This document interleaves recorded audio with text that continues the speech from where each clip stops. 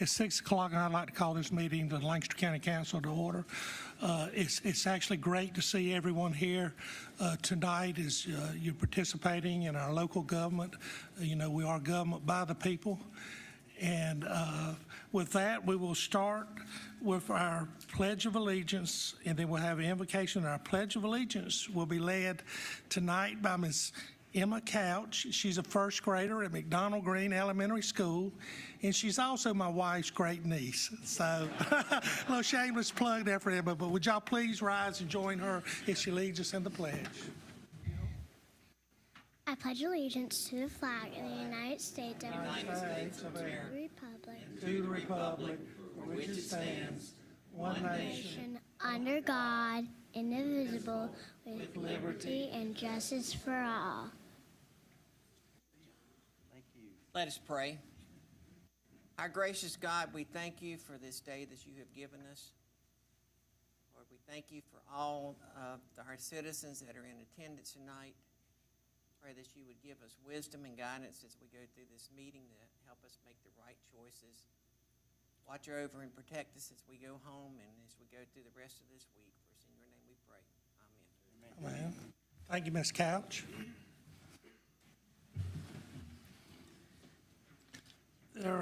There's 3 seats right up here on the front. Somebody's can come sit if you want to before we get started. So let's move on down to our approval of our agenda. To have a motion? Motion from Ms. McGriff, a second from Mr. Blackman. Any discussion? We're ready to vote. All in favor, raise your right hand. We have unanimous approval of our agenda this evening. We have no special presentations, but we do have citizens' comments. And please bear in mind, this is not a period of dialogue with council or a question and answer period. This is your opportunity to address council with your concerns. I ask that you will address your remarks to council as a body and not to any individual council member.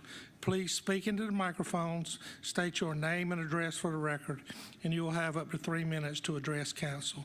Your time will not start until you have provided your name and address. And I will apologize because I'm going to butcher some of these names, so you'll please help me out. Jeffrey Schwartz.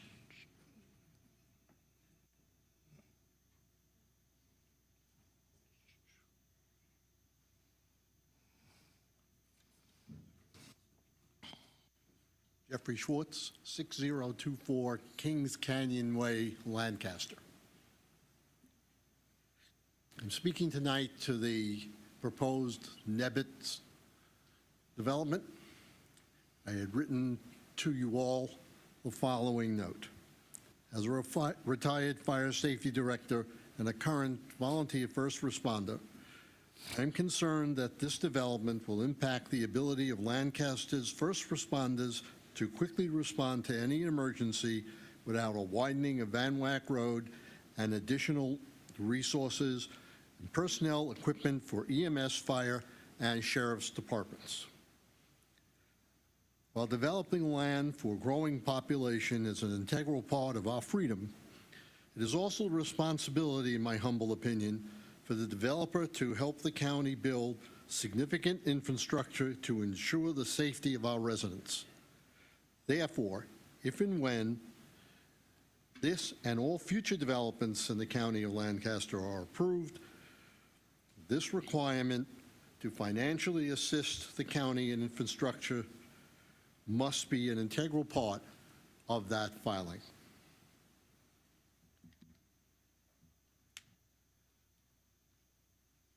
The responsibility for the developer to help our county adequately ensure the safety of our residents. Therefore, when you do approve, if you ever approve, this and all future developments, as a volunteer down here for 5 years, first responder, as a retired fire safety director, the first thing they teach you in the fire academy is response time. And then it is organized chaos. We look around, We take our time. People never understand when we get off the rig and we're not running into the building. That's because we want to know what we're doing. So once again, please take all of this into consideration with this and all future projects in the county of Lancaster. Thank you for your time. Thank you, Mr. Schwartz. It looks like Jean Doyle. Is that correct? Jean Doyle. I'm sorry. No problem. Go ahead. Jean Doyle, 6030 Kings Canyon Way, Lancaster. As a resident at Treetops, I realize that there will be growth in this area because it's such a wonderful place to live. However, I, as well as many of my neighbors, oppose the Nesbitt Properties development for the following reasons. The new community as drafted is not in keeping with the current farm conservation easements which surround it. The Nesbitt Properties development is requesting far too many homes within the community, which is not in keeping with the surrounding area. 2, there's a lack of proper infrastructure to support the additional 1,000-plus homes, which will likely bring a minimum of 2,000 additional automobiles to Van Wyck Road and surrounding support roads. There's already a lack of proper traffic control at the overtaxed Van Wyck and 521 intersection. This proposed development would add to the traffic issues on top of the currently approved 281 new homes yet to be built on Griffin Road and the large apartment complex at the intersection of Van Wyck and 521. A study should be completed after the Griffin Road development and apartments are in place to determine what traffic improvements are needed before adding 2,000 more automobiles to this intersection. The construction of 1,000-plus new homes could potentially have a negative impact on the already deteriorating condition of Van Wyck Road, even before heavy usage and additional damage by construction vehicles. 4, the development may put too much of a burden on the area's utilities. As an example, the residents of Treetops serviced by Duke Energy are installing whole house generators because of lack of Duke's infrastructure and an unreliable service. When neighbors contacted Duke about upgrading, improving Duke's infrastructure, we were told that there wasn't really a plan, nor did Duke have the funding to do so. 5, already addressed by Mr. Schwartz, the current level of emergency services may not be adequate for the population density being proposed. I will jump ahead a little bit. Lennar, the developer for Treetops, donated land for this purpose. However, there's been no funding approved to build the EMT station. These are just some of the concerns I, along with some of my neighbors, have. I had these concerns when I initially learned of the proposed development. But after attending the recent Land Use Management Forum and the Transportation Forum, my concerns grew exponentially. Learning that there are over 5,000 housing units that already have permits but have not even broken ground yet is alarming, and you want to add another 1,000 homes? The seriousness of the infrastructure issue is far greater than most comprehend. The two forums were truly eye-opening. It is unfortunate that more residents in the Panhandle didn't make the effort to attend and get a better understanding of exactly what the residents of the Panhandle are facing.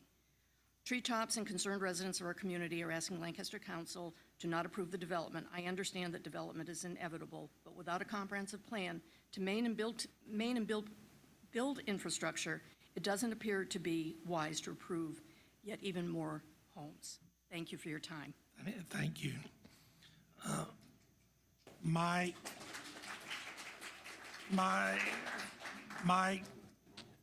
yeah, let's hold the applause. Let everybody, I know, let's just keep it down. Give it to Ms. Simpson. Mike,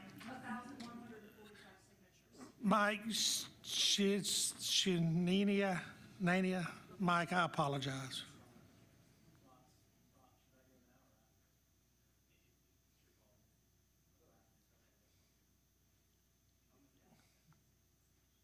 Okay, so you want to speak during the public hearing? I usually, I go by the order they are. If you want to speak, this is where you're at, the order. Mike Sicciani, 1309 Colonial Club Road, Wake Forest. I'm with the applicant. Wanted to quickly review the current zoning of the Nisbet property. It allows 1 unit per acre. The property is over 780 acres, so you can do the math and see that we could put a significant amount of houses on the property today without any zoning approvals. Yes, the current zoning requires larger 1-acre lots, but it also forces a larger development footprint. It does not require buffers. It does not require open space. It does not require municipal sewer. It doesn't address affordability issues in the market. It also creates more environmental impacts. The rezoning plan that we submitted is a low-dense plan. It's at 1.3 units per acre. It has significant buffers. Over 50% of the site is an open space. It has a smaller development footprint. It supports municipal sewer. It allows multiple housing segments and multiple housing offerings to help affordability, and it limits environmental impacts on the site. And you can see that by the side-by-side comparison on your first page. If you go to your second page, I'd like to address some of the concerns that we've heard tonight and also at the Planning Commission. And we are willing to make some adjustments to our plan to try to address some of these concerns. Some of the concerns we've heard are buffers.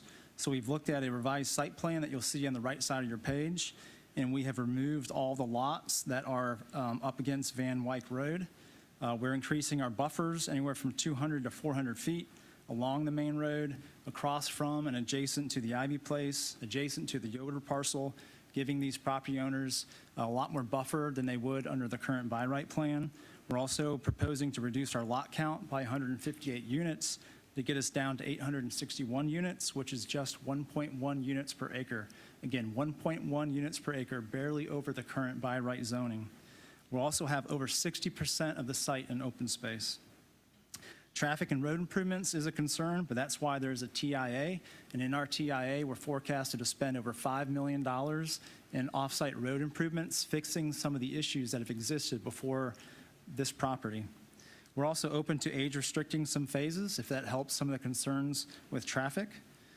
And consistency with existing parcels. Treetops was also an MDR cluster, and they're at 1.3 units per acre, more density than we're asking for. The Kensdale project down the street is an MDR at 1.8 units per acre. We're asking for less. And in terms of services, the impact fee structure, this project will provide $1.1 million in services for impact fees and over $7.6 million in impact fees for schools. So we are addressing all the concerns that have been raised tonight and in the prior meeting. Just consider the facts and the benefits of the zoning plan, and please understand, by not approving it, you're forcing more site and environmental impacts. Thank you. Thank you. Virginia Cornish?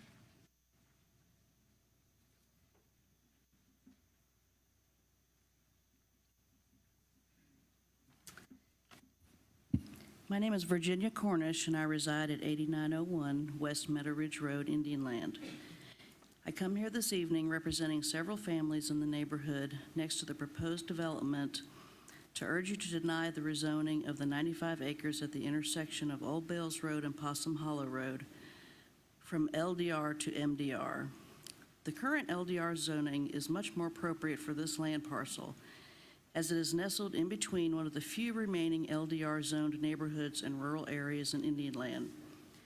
My neighborhood, Happy Acres, is the adjacent property to the south and southwest of this property, while light industrial and rural homes occupy much of Old Bales Road, sitting to the west and northwest of the property. If this land is developed as it's being presented, this mass of 180 homes will back up to the rural properties that currently exist in our neighborhood, not only changing the landscape of the area, but disturbing the wildlife and natural stream bed, which the required demand for sewer lines and an updated pump station in the woods directly behind the homes. While I am aware of the MDR neighborhoods that already exist along Possum Hollow, this is even more reason to keep this area as an LDR zoned property. Most of the surrounding properties are 1.5 to 2 acre plots, and many properties are still being used for farming. A development with 170 homes with 2.5 homes per acre does not fit the current landscape of this part of Possum Hollow and will only add to the number of cars on the roads, children in school, and traffic in the area. Traffic has already increased along Possum Hollow as a cut through from Highway 160 to Highway 521 due to the horrific standstill traffic that citizens experience on 521 several times a day. Possum Hollow was just recently repaved after years of pothole complaints and auto repairs submitted to the South Carolina DOT. I can only imagine what an endless number of construction trucks will do to Possum Hollow Road once a developer is unleashed.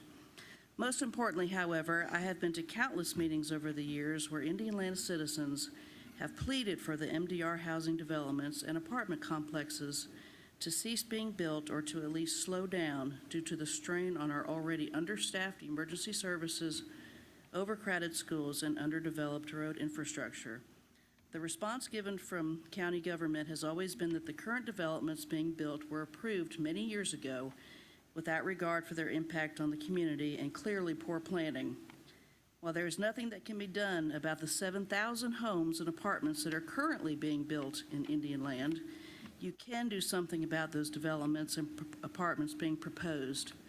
Members of County Council, from this day forward, you have the opportunity to tell the citizens of Indian Land that you hear us and are willing to do something about our concerns, because you are aware of the strain that Indian Land is currently under, you are aware of the understaffed emergency services, and you are aware of the overcrowded schools and the underdeveloped roads. Thank you. All right, thank you. Ron Ulibarri.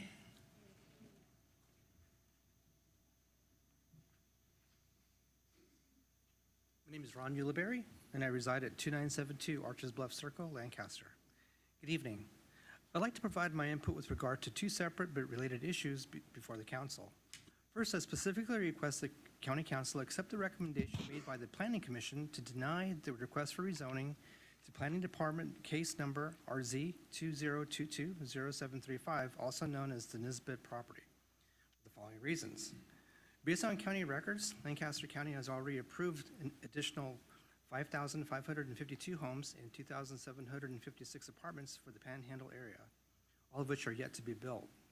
Even if these homes all contribute just one car and just one child to the school systems, we'll be adding 8,308 cars and children to the overburdened schools and roads as we have now.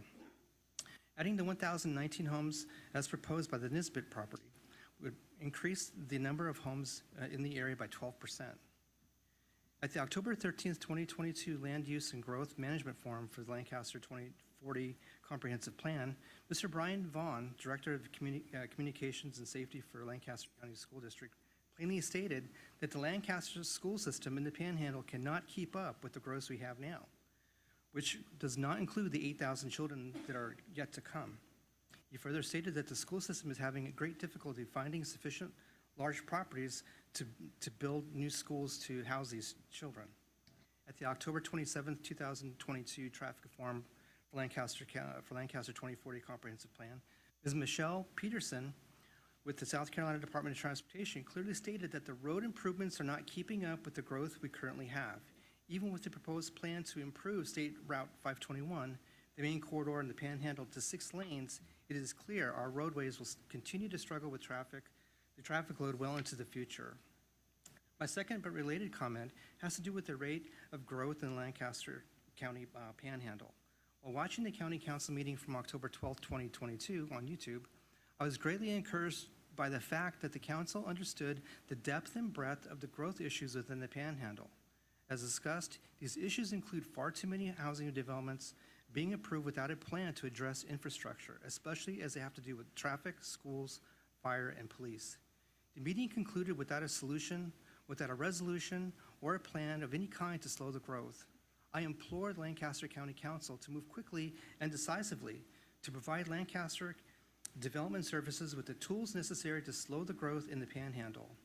Lancaster is such a wonderful place to live and prosper, but if the growth does not slow and the infrastructure issues are not addressed, the Panhandle will become that area of the Charlotte suburbs to avoid because the roads and schools are overcrowded.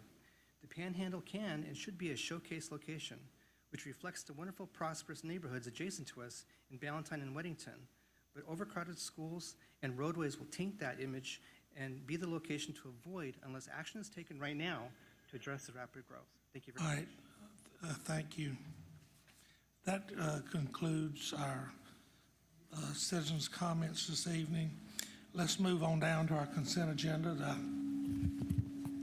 Whoa, do I have a motion?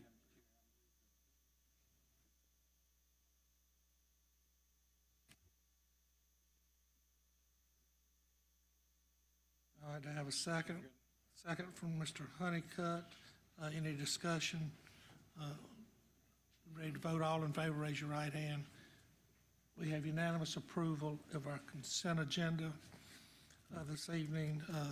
Let's move, before we move down, Mr. Graham is going to read.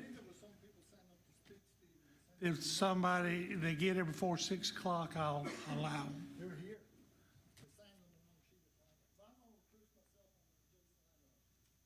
Well, they can sign, they spoke what they wanted to. I mean, is there somebody that didn't?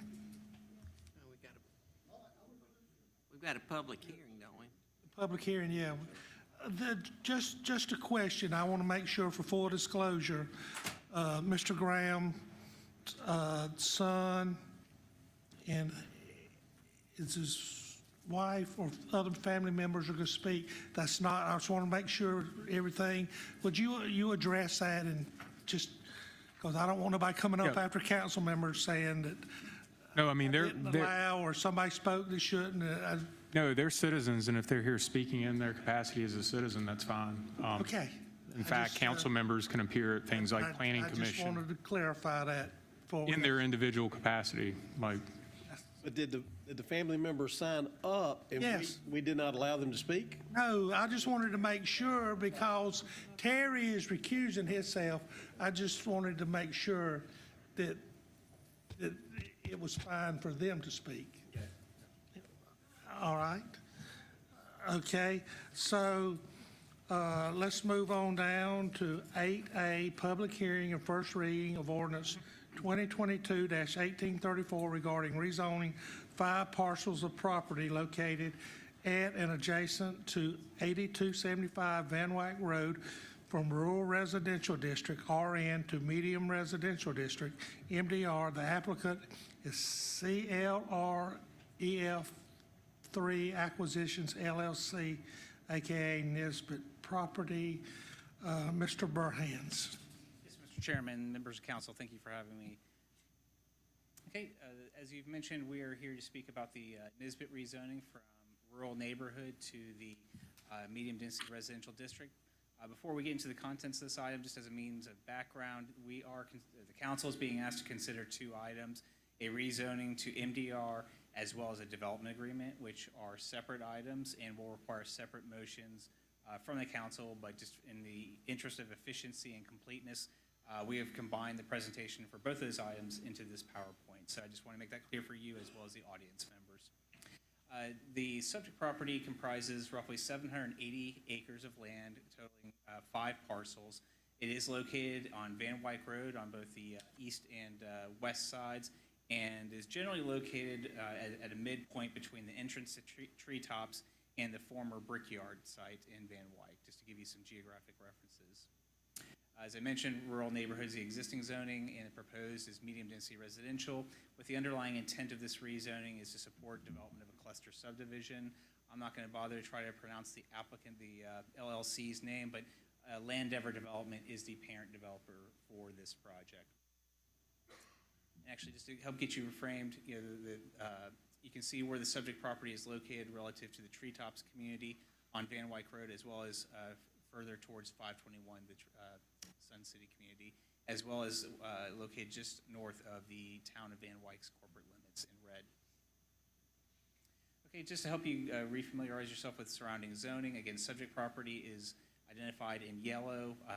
It backs up to the Catawba River.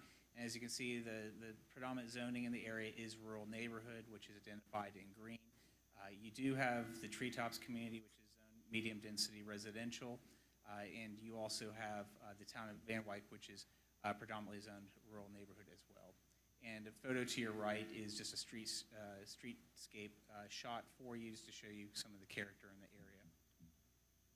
Now, an interesting element of the site is that it is, as was referenced in some of the earlier public comments, it is surrounded by some conservation easements being held by the Catawba Land Trust. The Land Trust holds these easements to help protect them, since important properties in the community, from development. So the subject property actually contains 151 acres of land that is encumbered by a conservation easement along the shoreline of the Catawba River. As we understand it, the Catawba Indian Nation actually uses the clay soil along the shoreline to make their pottery and have done so for many years. And that's one of the compelling reasons why that area is conserved. But you can kind of see the portion of the site that is conserved by a conservation easement. There's also 874 acres to the north at Ivy Place LLC that is in a conservation easement as well.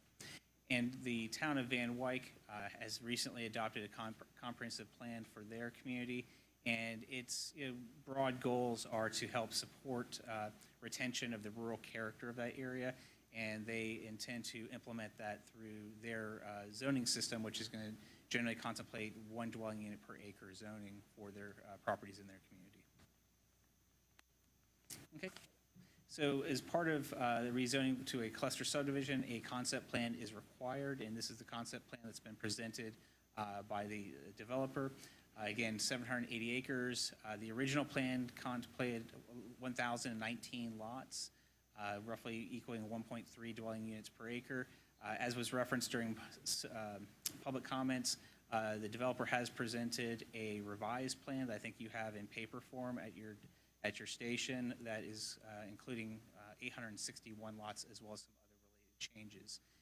This concept plan reflects 3 lot types, 50, 60, and 70-foot wide lots. There is a comprehensive trail network. They have also tried to retain some of the older family structures on the property and include those in their open space system, which includes 480 acres retained as open space.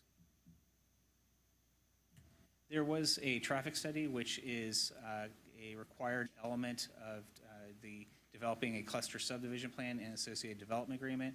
I'm not going to go through all of the road improvements that were identified by this project, but just know there were several road improvements required.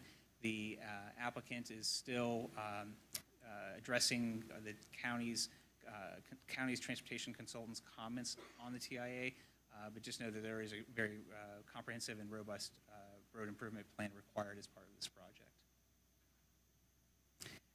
As part of the project, it is subject to our full realm of impact fees, parks and rec, schools, EMS, sheriff, and fire, and just put those fees as they exist today on the screen there. As part of the development agreement, specifically, the applicant has volunteered payment of solid waste fees in the amount of $500 per home and a library fee of $250 per home. Schools, so this is something that's kind of new that we'll be presenting to you. We did receive some school capacity information from the district. These are just the capacity of the schools and their known attendance. This isn't a project-specific kind of impact assessment. But what you can see is the Van Wyck Elementary School has a capacity of 1,170 students, and they roughly have 784 students in attendance this school term. So there is capacity in that new elementary school as they kind of ramp up attendance there. But as you look at the other sections of the Indian Land campus, you can see capacity is limited given the number of students there. So these are important considerations in making these kinds of growth decisions. As part of public engagement, the applicant with Landover has held some community discussions about this project and to gather feedback and update plan elements to hopefully address those comments. We've also received through the public hearing process, we've had 7 citizens speak during the Planning Commission process. We have also, in those comments, 6 of them were in opposition. 1 was in support of the project, as one of the commenters was a landowner as part of the development proposal. And then we've received 72 written comments that were in opposition to the project. And also we have received a copy of a petition that at that time had 915 signatures in opposition to the project. Keep in mind, though, with the petitions, we don't check the signatures, so take those for, consider those with that understanding. So this item was received at the October Planning Commission meeting, and the Planning Commission ultimately made a unanimous recommendation for denial. The reasons for that is they found it inconsistent with the comprehensive plan. They just didn't feel like this cluster subdivision proposal was compatible with kind of the rural character of the area. They felt that there were going to be some overall growth impacts on schools, traffic, and just general government services that they felt were concerning to them, and therefore recommended denial of the proposal. And that recommendation was consistent with staff's recommendation. I'll certainly make myself available for any questions. As you're aware, the applicant here can also address questions or provide additional information. All right, anybody got any questions for Rox, or you'd rather have the developer answer questions at this point in the presentation, or So I think the developers. what's the, I won't be fair for everybody. So I think the developers had an opportunity to provide you with a general presentation on their proposal and updates that he's made to it.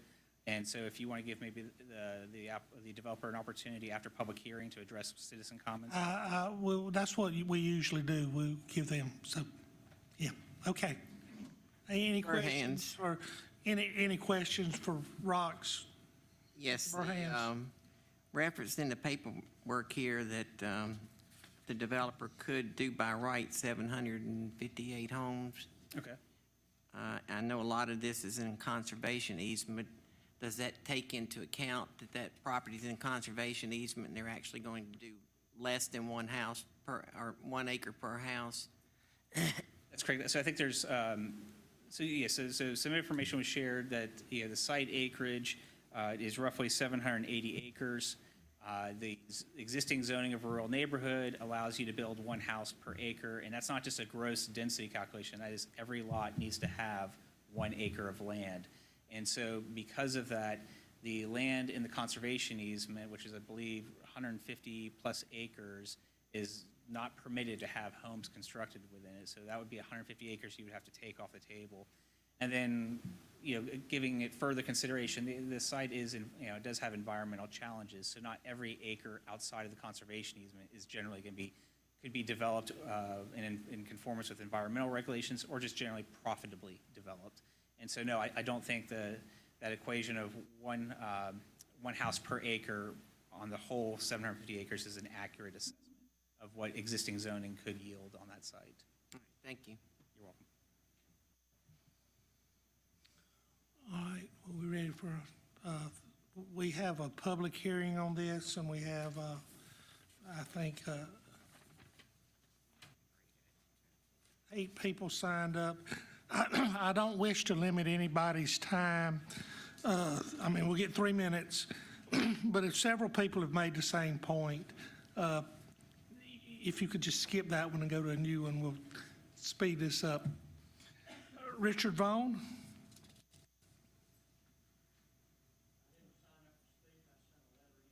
Okay, well, we got you here.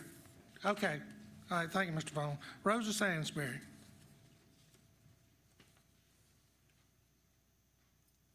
Good evening. My name is Rosa Sansbury, 821 Obanowski Road, Van Wyck, South Carolina, 29142. My comments this evening are regarding the rezoning request for the Nisbet property located at 8275 Van Wyck Road. My remarks are regarding the impact of the local community and the roads. The proposed development is somewhat limited to its connection to 521. And the only available roads are Van Wyck Road and Steel Hill Road, which is in Van Wyck.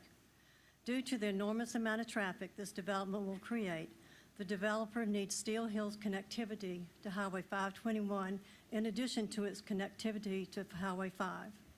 Steel Hill Road is a 2-lane meandering country road.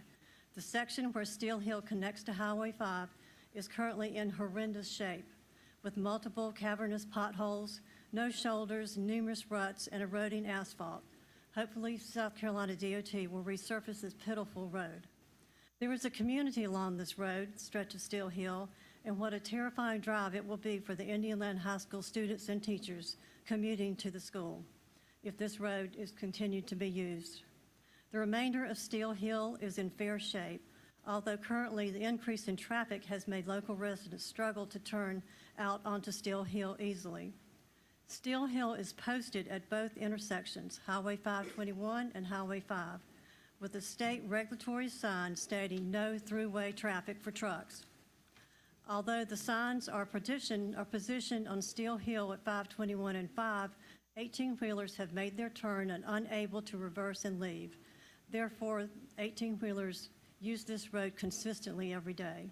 Steel Hill was not engineered nor designed for this type of heavy traffic.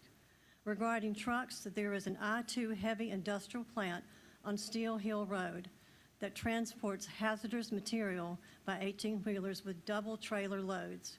These particular trucks are grandfathered in and legally allowed to use Steel Hill.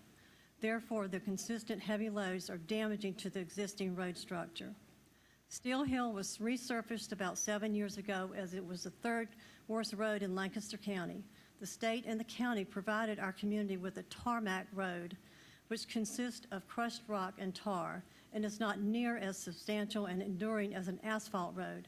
Therefore, with the increased wear and tear of this development from a 1,000-home community, Steel Hill will not have a lengthy and safe livelihood. Thank you for your time, and please consider these concerns. All right, thank you, Ms. Hansberry. Linda Pelletier.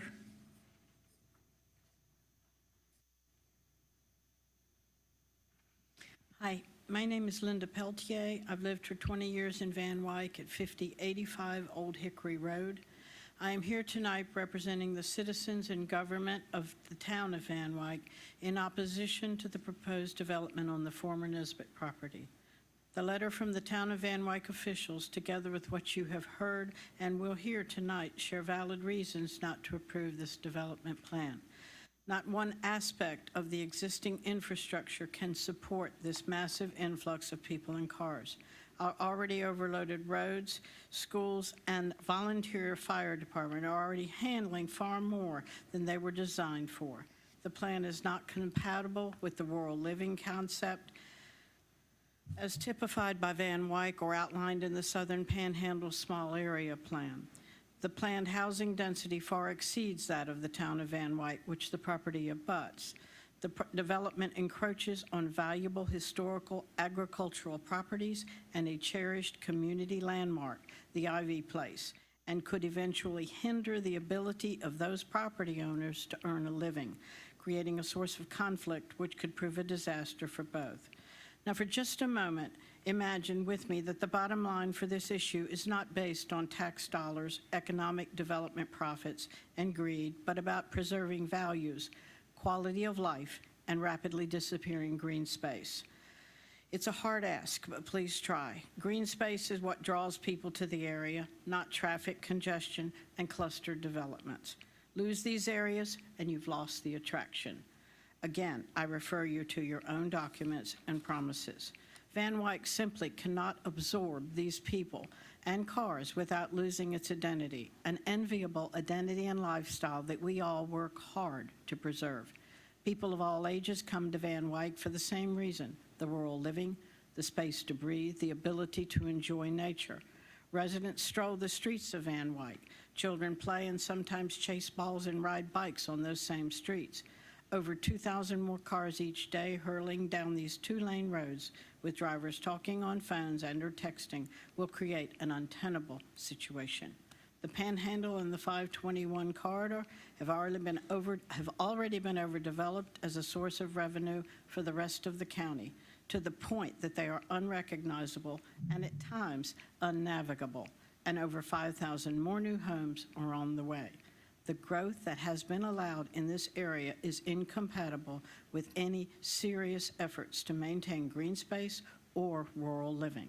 Small towns like Van Wyck are an invaluable draw and resource to Lancaster County, but only if they retain their rural atmosphere and lifestyle.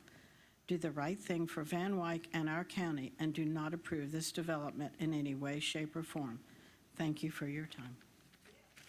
Thank you. Glenn Trutner.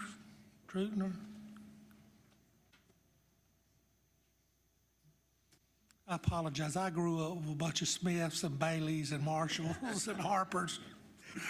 Go ahead. Certainly close enough. My name is Glenn Trutner. I live at 3079 Oliver Stanley Road in the Treetops community. And I certainly agree with all the reservations and concerns that people have expressed already, so I won't repeat them. But I was also very heartened in reading an article in a recent issue of the Herald called Too Much, Too Fast, Too Soon, to see that many of you all and other officials within Lancaster County agree with those concerns as well. So I just wanted to read a couple of excerpts from that. I promise not to try to get the whole thing in.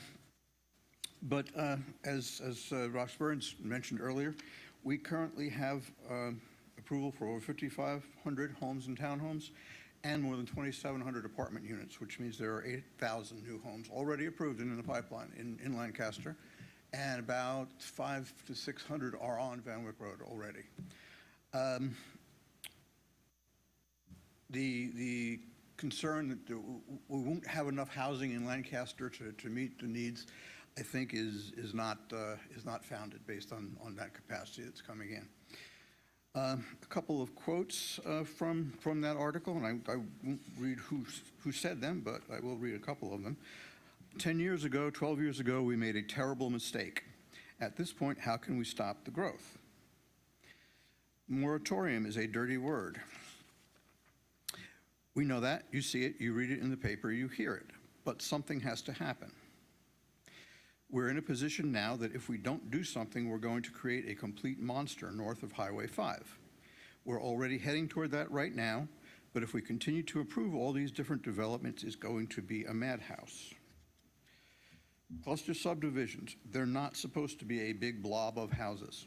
Blob is a technical term, I believe, in the real estate industry. Roads and schools is years and years down the road, years and years, and we can't recover on those two things. We need to tap the brake, maybe slam on the brake a little bit. I would suggest that one way you can tap the brake or slam on the brake is by sticking with the zoning that you already have in place. Residential neighborhood for the property that is on Van Wyck, the Nesbitt properties. It can be developed. It cannot be developed under RN using clusters because RN does not recognize clusters.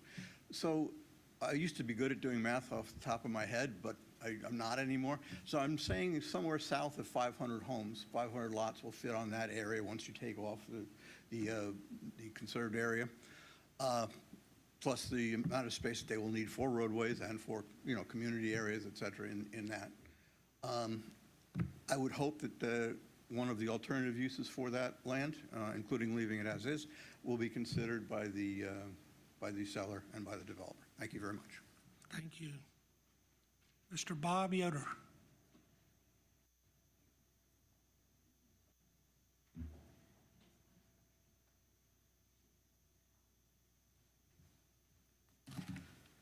Good evening. My name's Bob Yoder. I live at 8087 Van Wyck Road. I'm totally against this development. Our farm consists of over 450 acres, and it's been in the family since the early 1800s. We are a working farm. We grow cotton, soybeans, corn, and small grains. At any time, we'll have several $1 million worth of farm equipment housed on this property. Our home backs up to this property, and it backs up to our property, and we have almost 4,000 feet of border with the Nesbitt property. So you can see where I'm going with that. From our house, they're talking about a 25-foot setback on the original plan. Well, you can sit in my back door, look over there, and all I'm gonna see is houses. Just totally houses. We are from the backyard. Well, I just did that. I'm sorry, y'all. I'm trying to change it up a little bit from last time, but it's kind of hard to do it. But anyway, if this development is approved, we will lose about 100 acres of property that we hunt and fish on for safety reasons. We abide by the laws, how far you can shoot, all that stuff. We will lose that. Literally, it will put them in danger. And if you approve this, I would like to see you have a 150-foot buffer, trees, fence, high fence, so we just don't have people wandering on the property at all times. We already have enough of that as it is. Van Wyck Road, it cannot handle the other 2,000 to 2,500 cars twice a day. We've already seen about 300 to 400% increase in the traffic since Treetops and Sun City has been developed. On top of that, Lancaster County has already approved approximately 600 new homes, and they hadn't been built yet. If you take the state's average of 2.5 children per home, you're looking at over 12,000 students. Where are we going to put them? We don't have the infrastructure. We don't have the schools. And our road sure is not going to have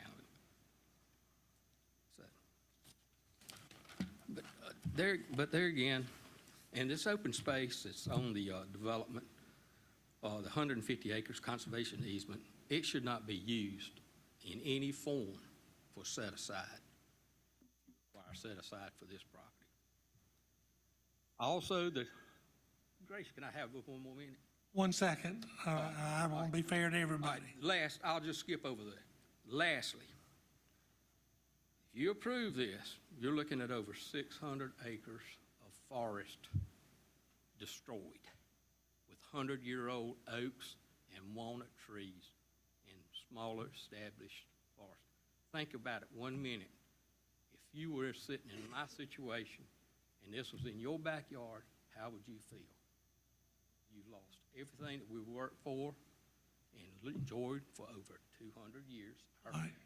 Go ahead and wrap it up. All right. Thank you. Thank you, Mr. Yoder. I can finish it up. Thank you. Thank you, Mr. Yoder. Stuart Graham.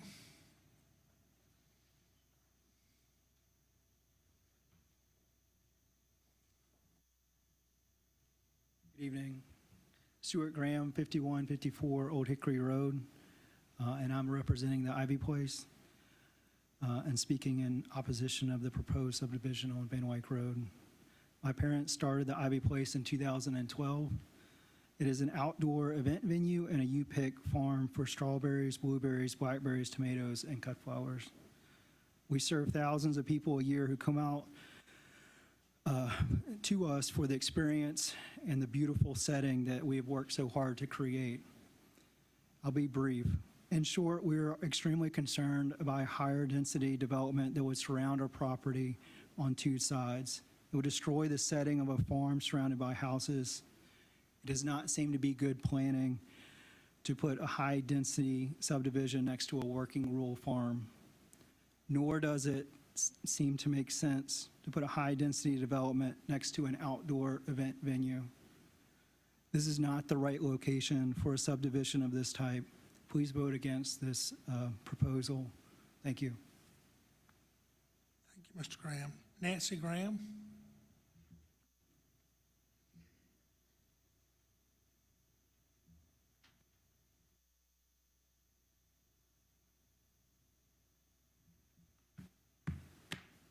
Good evening.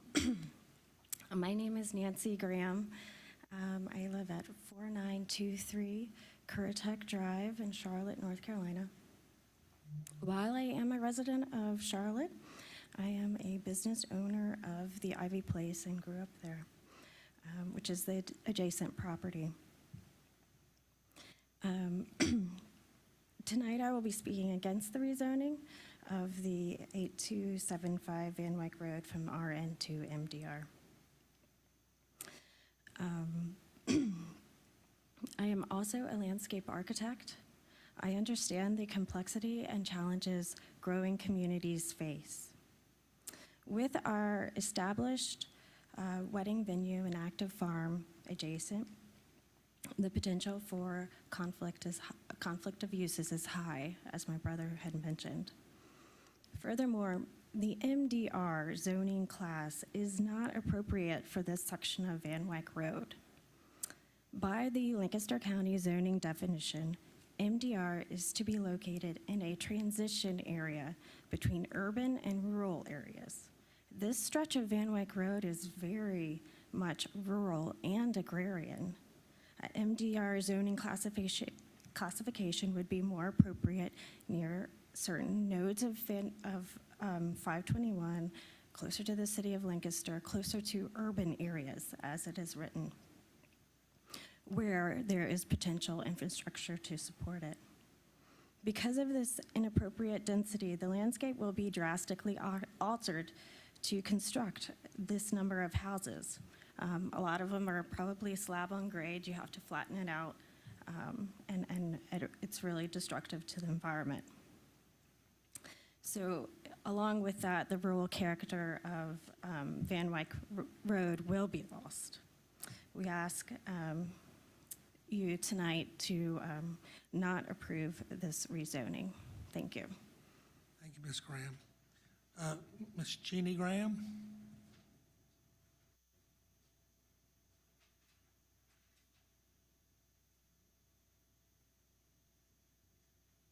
Good evening.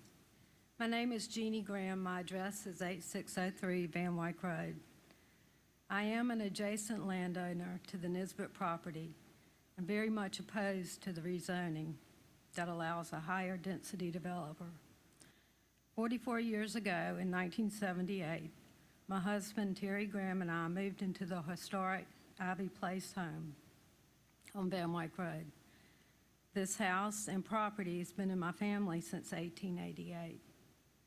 At that time, the Ivy Place house, built around 1850, and the property was in very rough shape. We began slowly restoring the historic home and creating gardens as we raised our 3 children in it. We always wanted to find a way to sustain the house and the property. 10 years ago, we opened the Ivy Place as an outdoor wedding and events venue. At the same time, we began planting a strawberry crop and inviting folks onto our farm to pick them. The farm grew and the wedding venue became established. And recently, much to our surprise, our children left their corporate jobs and joined us to help run the Ivy Place. We've always worked to be good stewards of the land. In 1990, my family, sisters, and brothers placed over almost 900 acres of the original Ivy Place property in a conservation easement. We wanted to protect the land in its natural rural state. This conservation easement ensures this land cannot be developed. Placing a high-density development right next to the Ivy Place and right across the road from us would have a very detrimental effect on our venue, our farm, and the surrounding community. It is not consistent with existing conservation easements, rural farmland, and woodlands. I ask the County Council to please vote no to this rezoning. Thank you. All right, thank you, Ms. Graham. That concludes our citizens' comments.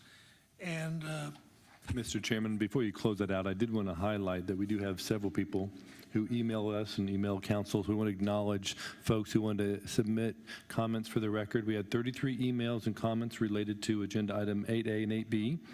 Of those submitted, 16 were prior to the publication of the agenda and 17 were after the publication of the agenda. 25 were statements in opposition to the Nesbitt proposal, and 8 were statements asking to repeal the MX district and/or stop or slow development along Van Wyck Road. And in addition to those, we also did receive one public hearing comment, as was recognized by Mr. Vaughn, highlighting some of the history of the land with the Catawba Indians and concerns for fire protection and other infrastructure. So we want to make sure everyone understands when they send information to the clerk, we enter into the record. all right, thank you. You did yours in less than 3 minutes. I want to be fair to the developer too. Usually what we do is we go ahead and bring it to the floor, and if council has any questions for the developer, you'll be available to answer those, correct? We won't be asking for public comments. This will be just from the developer of the property. All right, so that concludes our citizens' comments, and I'm looking for a motion to bring this matter to the floor. So move. I have a motion from Mr. Blackman to bring it for discussion. I need a second. Second. Second from Mr. Carnes. All right. Discussion, questions? Were you going to let the developer come up? Yeah, you want to let him go and speak first, and then come on up and. Thank you. Just to clarify, the Nisbet family obviously is choosing to sell this for development. They did not choose to put the entire site in conservation easement. We are respecting the conservation easement and all those activities. We're also respecting the wishes of the family to preserve all the historical elements and the environmental elements of the property, which we cannot do with the current by right plan. I think that's what people are missing. The rezoning, to me, is smart growth. You're clustering, so we're not impacting the entire amount of the property. If you look at the density, everybody keeps saying high density. It's not a high density project. I understand all the comments. If I was asking for 2 units per acre or 2.5 units per acre, we're asking for 1.1 units per acre. Again, not much more than the by right plan allows on paper. And yes, once you back out the conservation easement, maybe it's 600 lots. But I would ask, what's more important, the lot size or the site and environmental impacts? Would you rather have 500 to 600 lots spread throughout the entire property like the exhibit showed? And yes, we can't develop all that area, but property lines in a 1 acre lot can go over non-developable areas. So we could have 1 acre lots that are stretched out through the entire site. There's no common open space requirements, no buffer requirements. All the concerns about buffers with the adjacent property owners. The cluster plan, especially the revised one that I provided, addresses those way better than what a by right plan would look like. So I think that's what people are missing. The infrastructure issues, they're there today. Everybody complained about the issues. The issues are already there. This project has significant traffic improvements, over $5 million worth of traffic improvements, and all the impact fees that I suggested. So again, to me, this is smart growth. And I'm not asking for a high-density project. This is not an urban project. This is low-dense. So most municipalities, 1.1 acre per unit is a low-dense project, and that's what we're asking for. So I'd appreciate your consideration. I'll answer any questions. Questions? All right, thank you. Any discussion? Mr. Chairman, I'll go first. When you look at development in general, and we've had a lot of emails lately, I still come back to the question of what is good development? What do we want? And the first thing I don't want is to put this many homes, residents, whatever, in that particular area of the county. And the situation with the road. Hold your pause, please. The situation with the roads, there could, if this were to pass, there'd be some improvements, but you're still going to be stuck with Van Wyck Road being Van Wyck Road. It's not going to improve the road. It's not going to improve the traffic flow. This is just too much sitting there beside an event venue. So what we're doing, if we were to approve this, and of course by right there can be development, don't get me wrong, but there's going to be complaints, noise complaints and things of that nature when you have two dissimilar functions like this going side by side. Personally, I wouldn't even want to see a residential development in this area. I've got opinions of my own about how planning should be done, but and shame on us for not maybe doing better planning here, but I am just totally against this project. Anybody?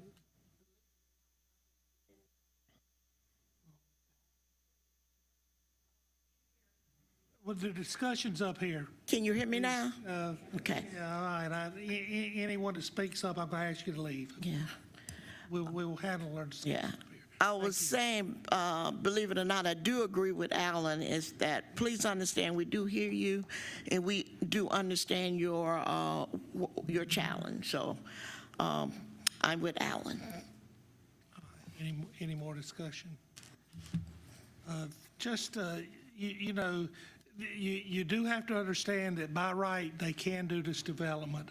But when you look at it, they're saying that they can develop 550 acres, but you have buffers, you have a pond, you have road right-of-ways, and you got the lot's minimum width would be 130 feet. So realistically, I would say you're looking at 350 or less lots.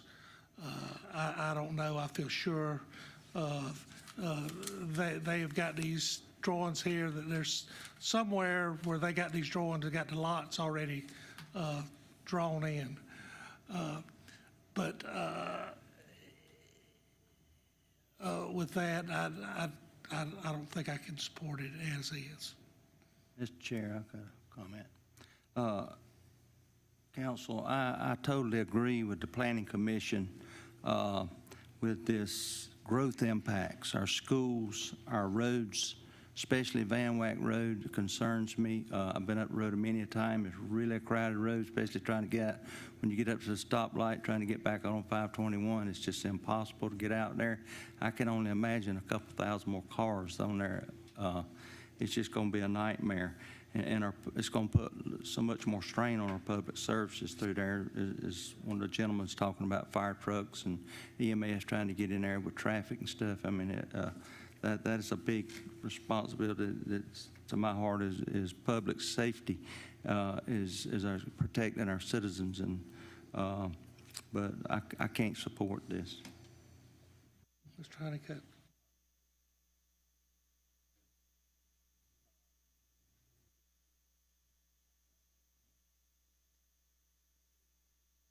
Turn your mic on. There you go. I'll come off Highway 5 and come over to Van Wyck Road.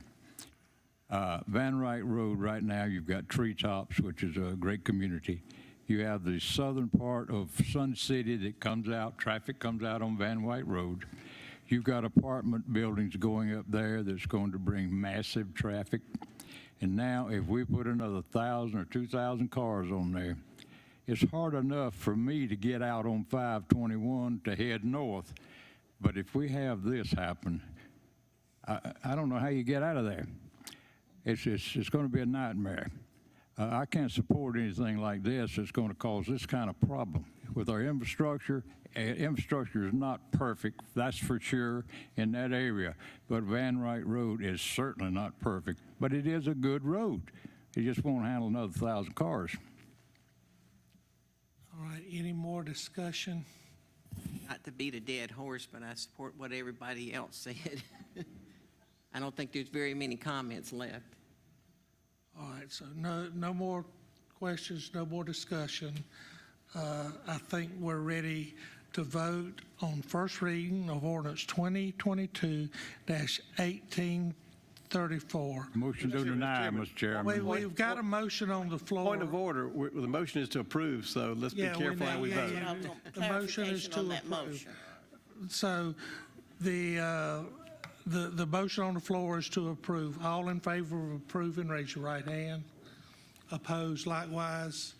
The first reading of ordinance 2022-1834 is denied by a vote of 0 for and 6 opposed. So they can be a year before they can request another rezoning to. Correct. Pursuant to the UDO, it's a year wait. Okay.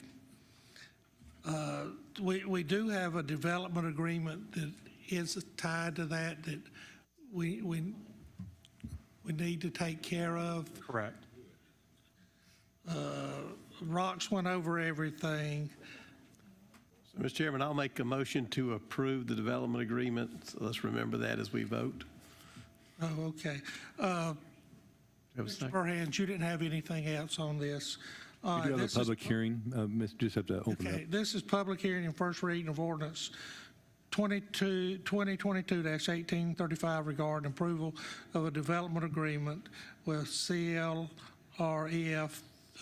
3 acquisitions, the Nesbitt property. Mr. Burhans, you have nothing to add. We do have a public hearing on this and no one signed up. I need a motion to bring this matter to the floor. Make a motion to approve. Motion from Mr. Blackman to approve. I have a second. Second from Mr. Honeycutt. Any discussion? So we're ready to vote on first reading of ordinance 2022-1835. All in favor of approval, raise your right hand. All those opposed likewise.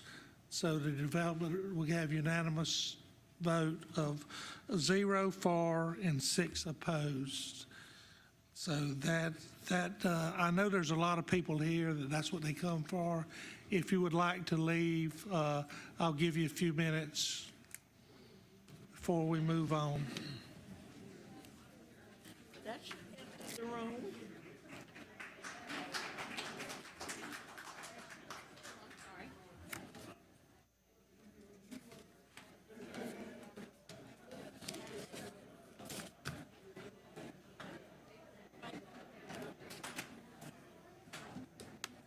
Could you bring Mr. Graham back in?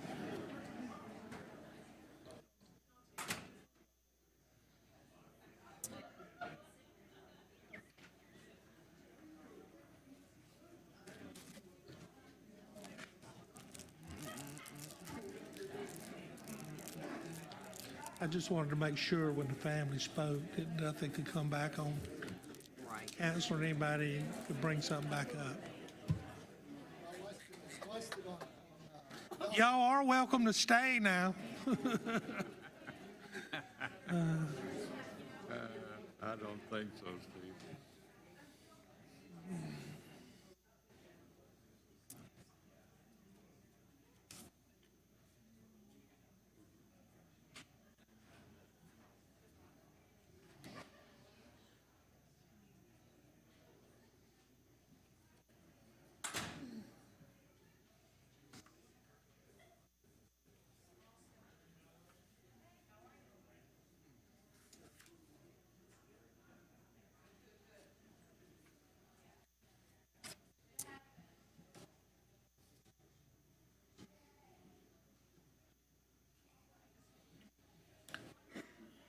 All right, is there excellent? We'll keep the meeting moving.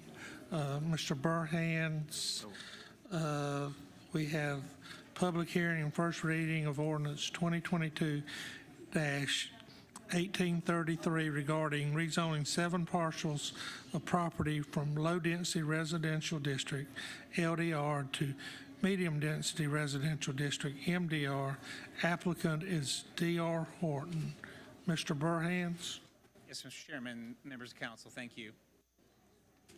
As referenced, this is a proposed rezoning of approximately 96 acres, totaling 7 subject properties located near the intersection of Old Bales Road and Possum Hollow. The existing zoning district is low-density residential, and the proposed district is medium-density residential. The underlying intent is to develop a conventional single-family subdivision totaling approximately 170 lots, and the applicant is D.R. Horton. As you can see in this, the image in the slide, the subject property is surrounded by several planned developments located again near Possum Hollow and Old Bales, and including Bridge Mill. You also have the Old Bales Business Park, and then you also have Fox Ridge further up on Possum Hollow, which is zoned as DR. This property may look familiar to the members of council, as it does have a little bit of history. Back in 2020, 2021, there was a larger rezoning proposal that was submitted for a cluster subdivision encompassing a much larger subject property totaling 140 acres and including 283 lots. Through that process, the applicant, D.R. Horton, withdrew their application. You may recall parallel to that, the Economic Development Department was also examining this larger, tract for potential employment type use or, in business park expansion, but later those plans did not, come to fruition. And so, therefore, the applicant has come forward for a conventional MDR zoning on a smaller tract. Again, just to give you another image of the site from a bird's eye view, one slight error on this subject property is outlined in yellow. The hard corner at Possum Hollow in Old Bales is not part of this project, and that drawing suggests that it is. So I just wanted to clarify that. But you can see where, again, the juxtaposition of this site relative to the business park and the surrounding community. Okay. Again, just some more site photos on the street. The photo on the left facing south on Possum Hollow Road, and the image to the right looking down Old Bales Road. Again, a concept plan was submitted for just illustrative purposes on how the applicant D.R. Horton would like to develop the site. Again, for 170 conventional lots. I just want to remind members of council that this concept plan is non-binding and is just for illustrative purposes. So if the rezoning were to be approved, they could develop the property in any manner consistent with our Unified Development Ordinance. But the applicant did at least want to present this to you as well as to the Planning Commission. Just as a means of reminder, in the medium density district, you have a minimum lot area of 10,000 square feet and 70-foot wide lots with a 30-foot front setback and 15 side and 25 rear. There's also an interesting element to this. Some members of council might be familiar. On the far left of the screen, you see a light green strip that runs all the way into the Old Bales Business Park. That is actually a new Duke Energy right-of-way, a major transmission line. They're planning, I think the easements have already been acquired for that, and that is going to be extended to the Kier site, but it's intended to enhance power production or transmission in this area to serve the growing needs. Again, as we mentioned, we'll try to report back what school information we have to both you and the Planning Commission. We believe this site would be assigned to the Harrisburg Elementary, although that's not been confirmed. And when we look at the attendance relative to capacity, you can see that that school is currently operating above capacity. And I think if you recall from the intergovernmental luncheon, the superintendent also kind of reported similar results that Harrisburg is a very strained elementary school as they see rapid increases in their enrollment. And again, the Indian Land Intermediate and Middle School, while not at capacity, are certainly nearing capacity. And certainly the Indian Land High, if that is in fact the associated school that these potential future residents would attend, seems to have a little bit more capacity at 1,680 students relative to the 2,000 capacity. Planning Commission considered this item at their October meeting and ultimately made a unanimous recommendation for approval.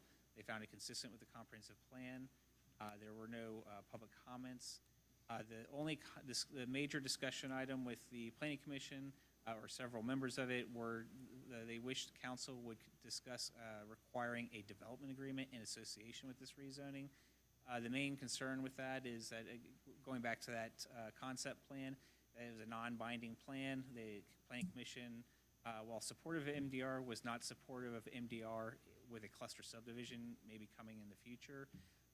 While the developer has stated to staff and the Planning Commission that's not their intent, they are just concerned about the possibility of that occurring and are asking council to consider requiring a development agreement or strongly recommending one as part of this rezoning process. Their recommendation to approve is consistent with staff's recommendation. I'll certainly make myself available for any questions. The developer, D.R. Horton, and their representatives are here and have some information they'd like to share as well at the appropriate time, Mr. Chairman. All right. We have a public hearing. Let's do our public hearing first. All right, we have 3 people signed up. Troy Karski. Troy Karski, 8025 Arrow Ridge Boulevard, Charlotte, North Carolina. I just want to say I'm with D.R. Horton, and I'm here for any questions or comments or anything you guys would need. That's all I have to say. Thank you. All right, thank you. Andrew Grant.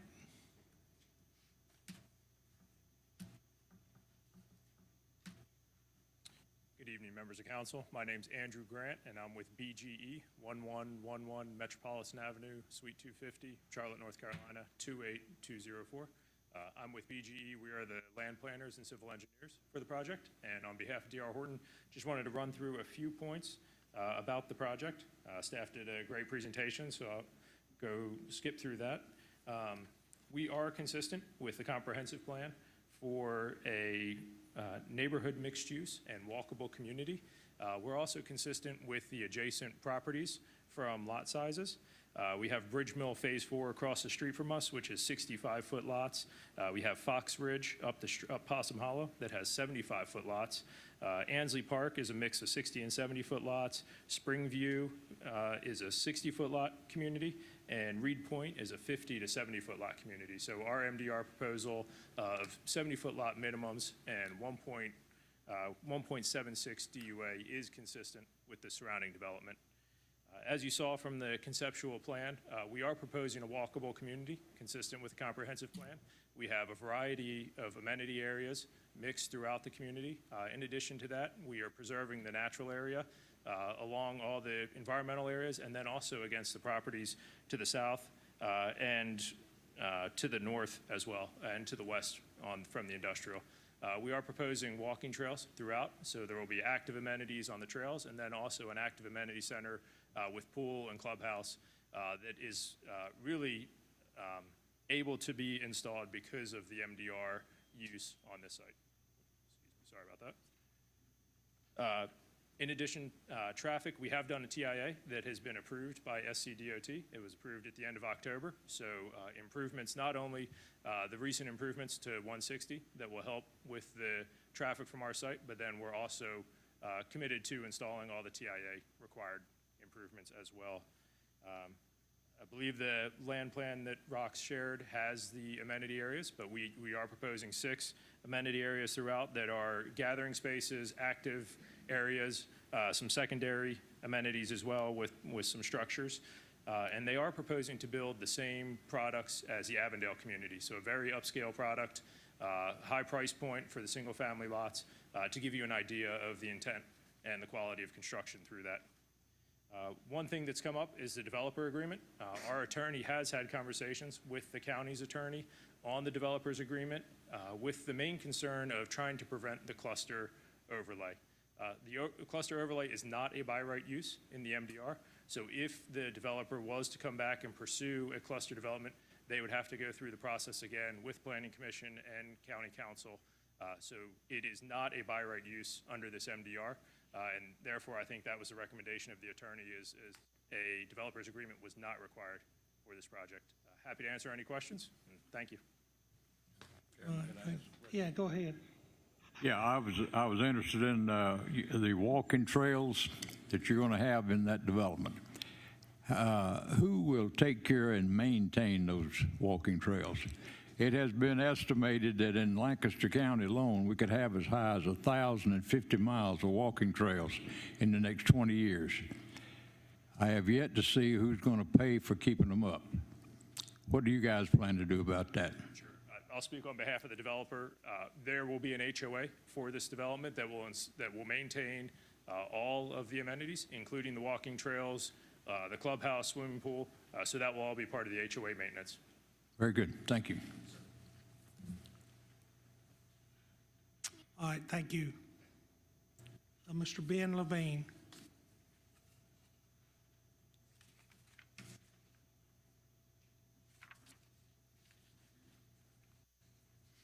Thank you, members of County Council. My name is Ben Levine, 5062 Terrier Lane, Indian Land, South Carolina.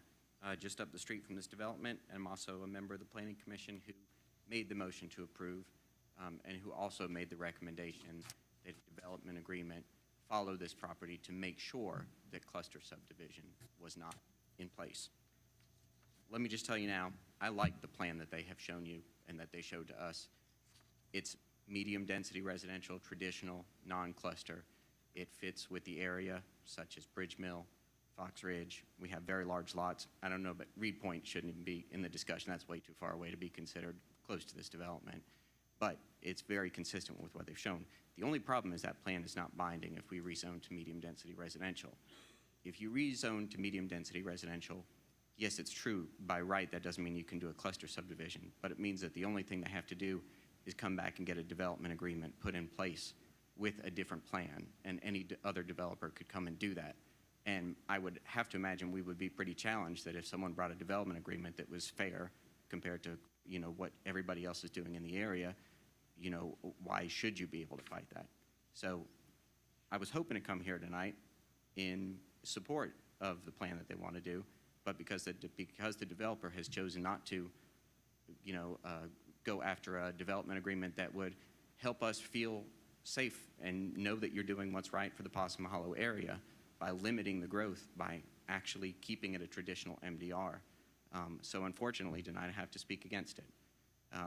There's a few things. One of the items is maybe a year or two ago, I had approached the planning department about potentially doing a small area plan for Possum Hollow. Reason for this is Possum Hollow is basically kind of locked in by Bridge Mill.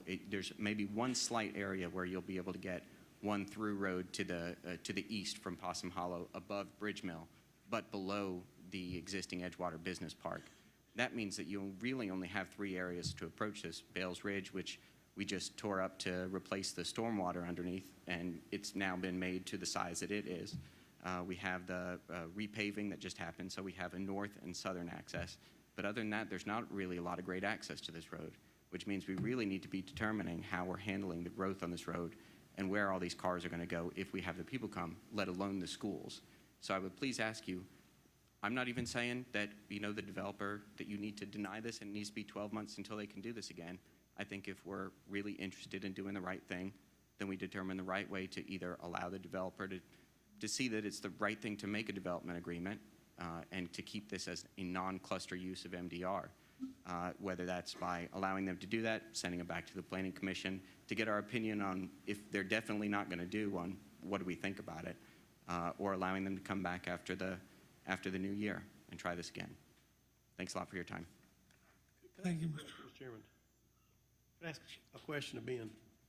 We usually, I know. Mr. DeBose, that's a very unusual request. Yeah, I mean, typically in public hearings, y'all don't have discourse with the public back and forth. Yeah, you can ask to the developer.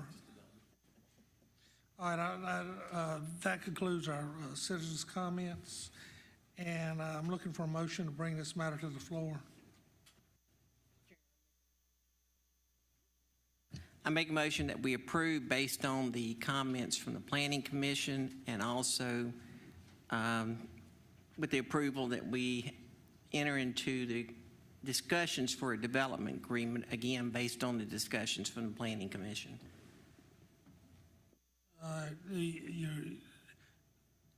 Do we need just an original motion to approve, then an amendment? So, I mean, a development agreement is not before you right now. If y'all want to explore that, my understanding in speaking to the developer's attorney is that, and they stated, their representative stated this succinctly earlier, if they wanted to do a CSO overlay, they would have to come with a development agreement. If council did not think that was proper at a later date to do a cluster here, you could simply deny that development agreement application. If the concern is binding them to a concept plan, a development agreement might be an appropriate mechanism for that, in as much as that conceptual plan is incorporated in the development agreement. But strictly the matter before you right now is the rezoning of the property and the appropriateness of that rezoning. I do believe, though, that Developers Council has indicated a willingness to present a development agreement after the new year, has already requested a template if that's kind of where council wants to go with it, or those are the additional assurances council would want. Okay. So what's the motion? The motion's to approve the rezoning right now. Based on the comments from the Planning Commission. What does that mean, based on the comments? Planning Commission's comments were to allow what a normal MDR would allow from the standpoint of houses. Correct, and that's what's before council right now with the rezoning is a traditional MDR rezoning. There's no development agreement to do cluster. So repeat the motion so we all can be clear on what the motion is. So repeat, Brian, will you repeat your motion? And so we'll know which way we're voting. All right, I make a motion that we approve the rezoning. I got a motion from Mr. Carnes for approval. I have a second. I'm going to second it just because I want some discussion. Okay, I have a second from Mr. Blackman. All right. If you wish to ask a question, you can ask it to staff or the developer or someone up here. I'm just so confused about the input we're getting out of the Indian Land community. So the Planning Commission unanimously, with representatives around the county, approved this rezoning, but then we heard concerns about the traffic that would happen on Old Bales Ridge and then Possum Hollow. So whether it's a cluster or not, the same traffic problem, if there is what you want to call a problem, still exists. I just don't understand, again, what is a good development in the eyes of the people that live up there? What are they looking for from us to help them with their community needs? You can't just say, I approve this, but I don't like the traffic. But if you approve it, you're going to have traffic, whether it's cluster or not.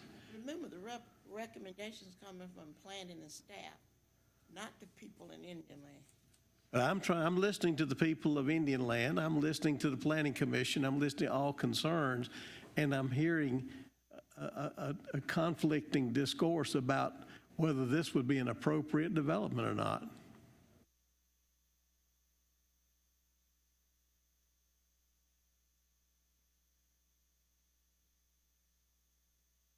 The other member of the Planning Commission was not there, so I just wanted to clarify that point.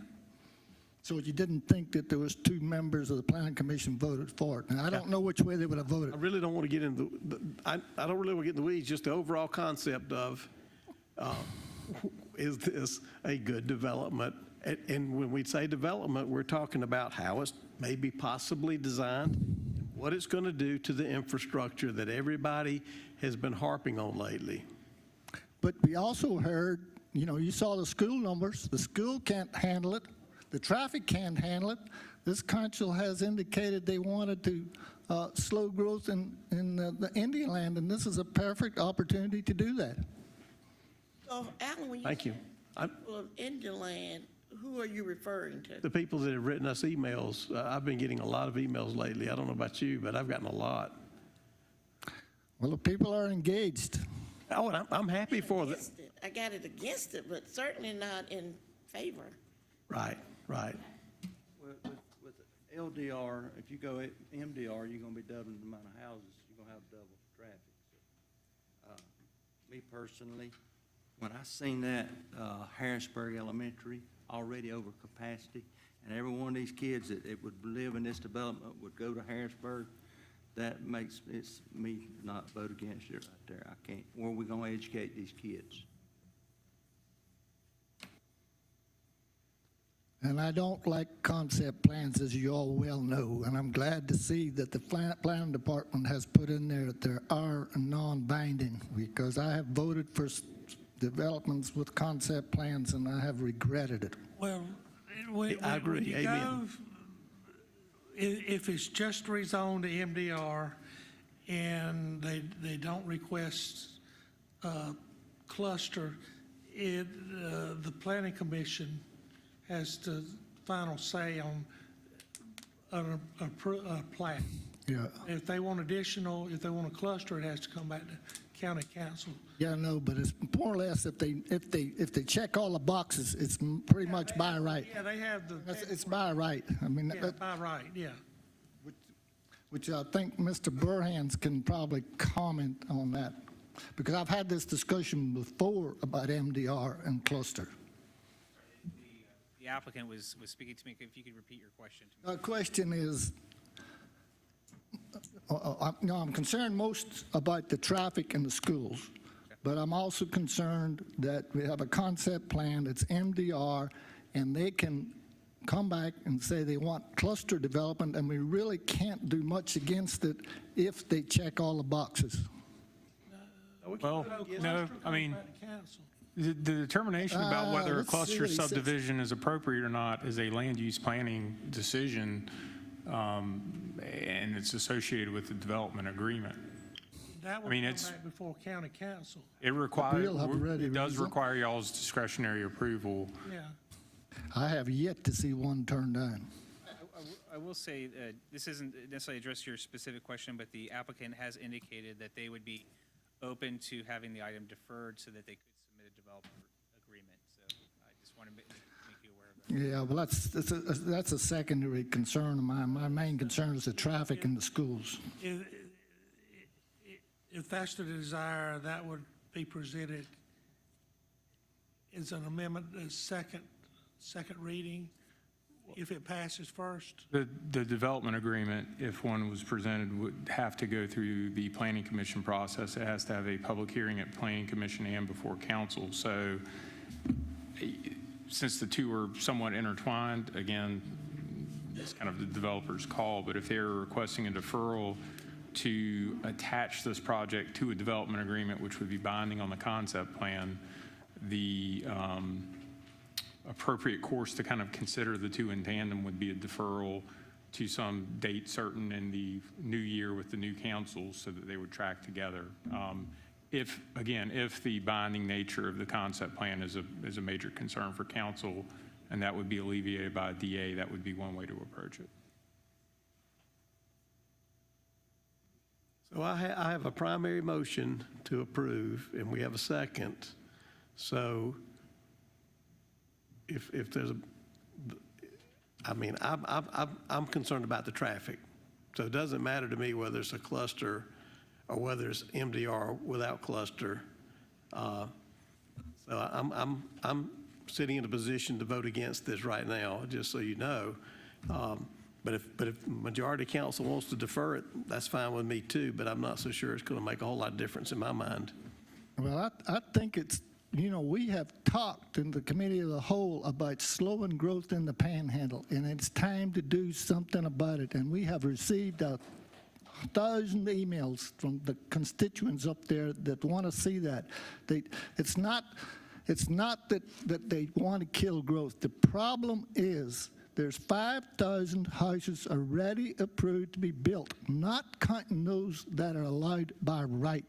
And can you imagine what the traffic's going to be like on 521 if we ever get to fix it? That's the concerns that I think my constituents have. All right, any more discussion? We have a motion on the floor. Anyone have any comments? What was that motion, Mr. Chairman? Well, there's always there's a motion for approval, a positive. Yeah, we always have a motion and positive. Hearing no more discussion, no one has any more questions, I think it's time to call for a vote. So we're ready to vote on first reading of ordinance 2022-1833. All those in favor of approval, raise your right hand. Vote for denial, raise your right hand. We have unanimous disapproval of ordinance 2022-1823. Make sure I stated that right. 0 to 7.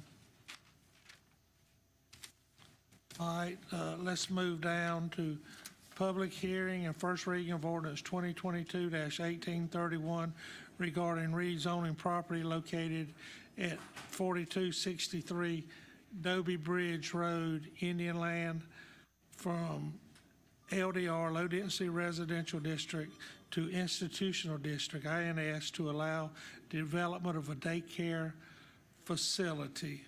Mr. Burhans. Yes, Mr. Chairman, members of council, I'm back. As you've referenced, this is a proposed rezoning of a site located at 4263 Dobie Bridge Road, abutting the Indian Land Middle School. The current district is low-density residential. The proposed district is institutional. with the underlying intent to develop a daycare, a out parcel proposal. The applicant is King Mountain LLC. To help familiarize everyone with the location, again, the left-hand slide is an aerial view with the parcel outlined in yellow, again, next to the ball fields at the school. The right photo is just kind of a streetscape photo along Dobie's Bridge Road.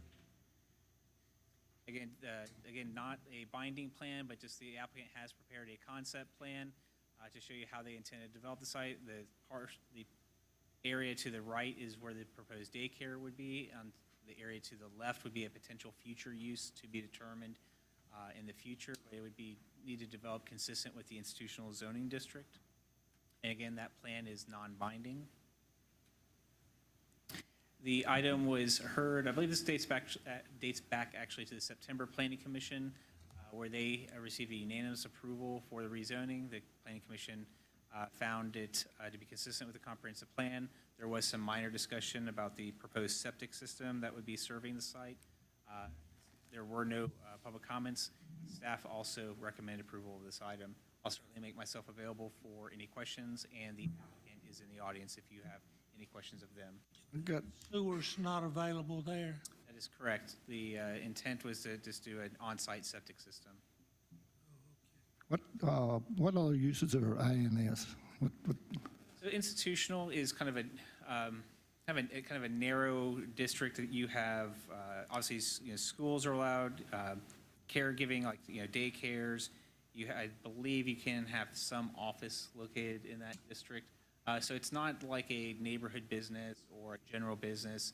It really kind of cuts out a lot of those commercial type uses and kind of narrows it down. And that's why you see the institutional district kind of integrated both in Indian land but also in the rural areas, and why it can be located closer to neighborhoods than other districts. Thank you. You're welcome.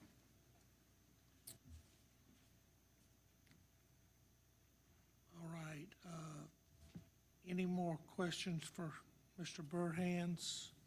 So this is a self-storage LLC asking to rezone this, and self-storage is not allowed in the institutional?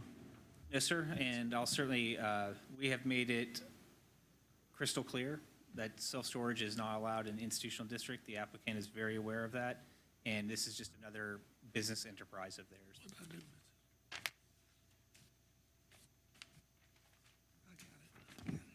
I lost. All right. We do have a public hearing on this, and we have a Miss Emily Brown that signed up. Good evening. My name is Emily Brown, 926 Oakland Avenue, Rock Hill, South Carolina, 29730. I'm an attorney. I'm here representing Kings Mountain Self-Storage, LLC, and I'm also here with Jim Kittredge from Kings Mountain Self-Storage. They are proposing to rezone this property as institutional. That is the same rezoning category as Indian Land Elementary that's right next door. The purpose of this is to remove the house that's currently on the property and replace it with a daycare center, and then there will be an out parcel that they hope to develop into a complementary use. Some of the uses have already been covered, but one of the uses in institutional is healthcare facilities, so they're really looking at maybe a pediatrician's office, orthodontist, something that is complementary to a daycare. They are looking at possibly a 10 to 20,000 square foot daycare center. A similar daycare center at the very top of that capacity will handle 150 preschoolers and approximately 200 after-school children at the facility. They're also proposing an outdoor play area along with that. That's kind of what they're thinking about. This property is wooded. They are planning to maintain as much of that buffer as possible, and there are some wetlands at the rear of the property, and they do not intend to disturb the wetlands. There was some discussion about the septic system. They have had some perk testing done. They are waiting on the soil analysis from the soil scientists. They're also looking at potentially developing a private pump station. There is a gravity sewer line across the street, and so they're working with the Water and Sewer District to figure out if that's a feasible option. So those are both options that they're looking at for the sewer development on the site. There is a former construction landfill on a portion of this site. They've already been working with environmental engineer, and they already have a plan in place to decommission that area. They did hold a neighborhood meeting September 19th on Zoom, and the concerns, of course, are traffic related. DOT is going to have to approve any driveway entrances, and Kings Mountain Self-Storage is committed to doing whatever DOT requires of them and placing that driveway entrance at the safest location as determined by DOT. They're also going to have to do a trip generation count, and if the trips reach a certain point, they will have to do a TIA for the property. And they are committed, when they are in front of DOT, with just requesting general other traffic improvements in the area, because they do understand that that's a general concern of the area.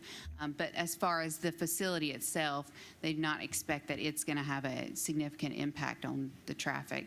The traffic is already there. So that essentially this is a compatible use, and they think it's going to be very compatible with the elementary school next door, and so they just ask that you approve it. Thank you. All right.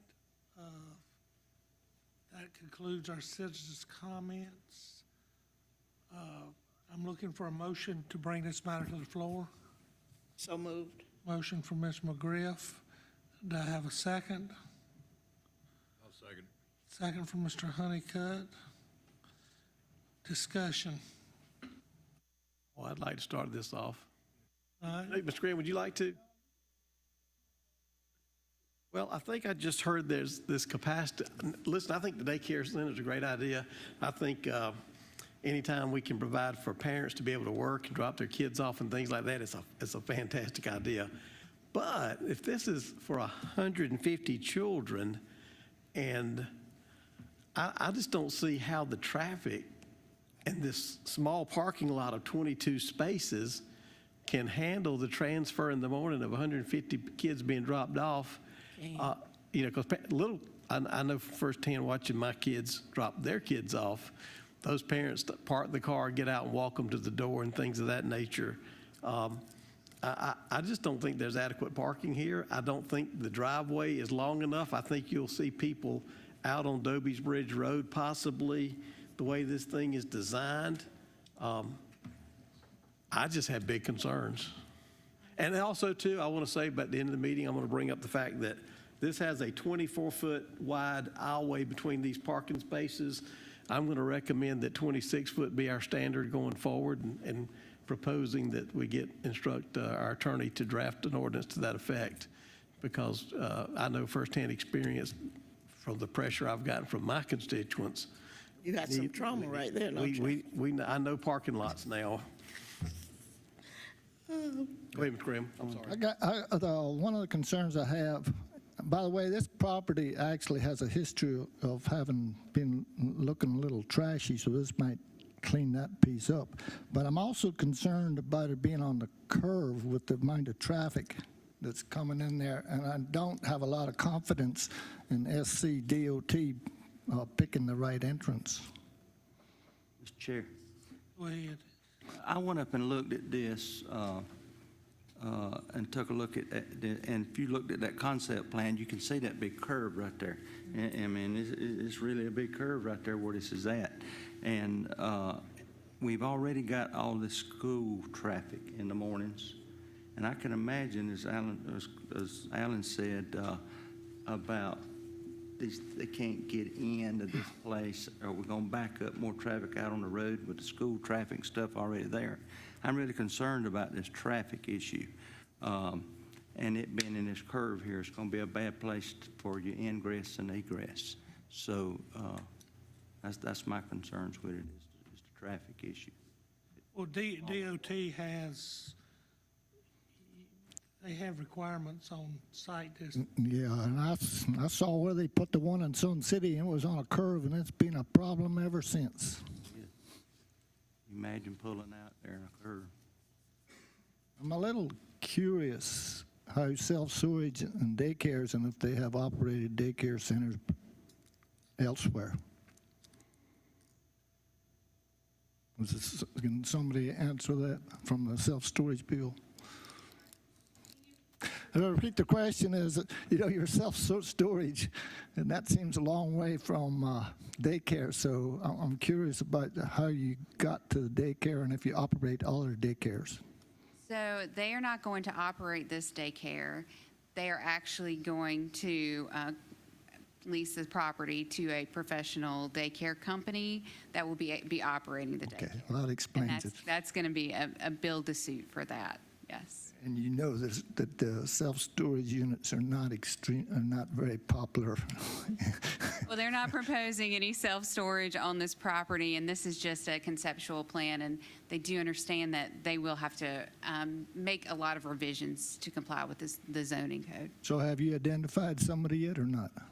I believe they're just exploring a couple of options Okay, right now, that's but they fine. haven't identified anybody in particular. So this question goes to John.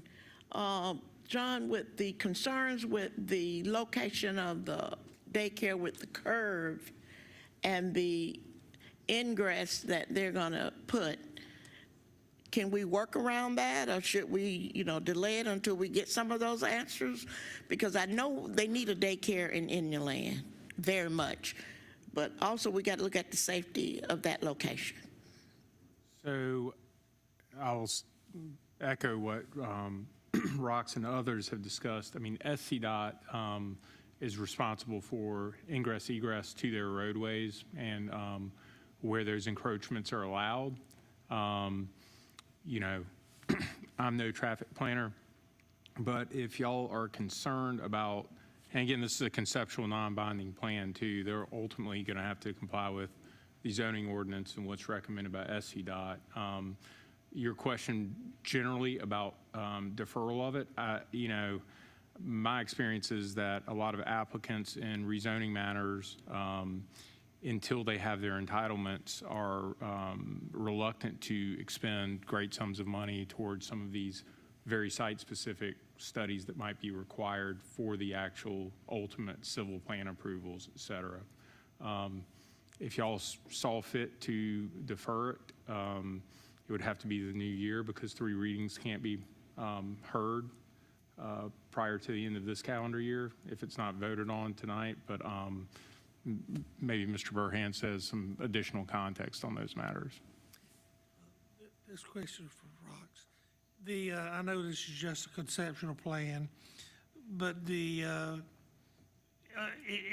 this conceptual plan consistent with the UDO, or will there is this parking adequate, or is that something that will have to be addressed?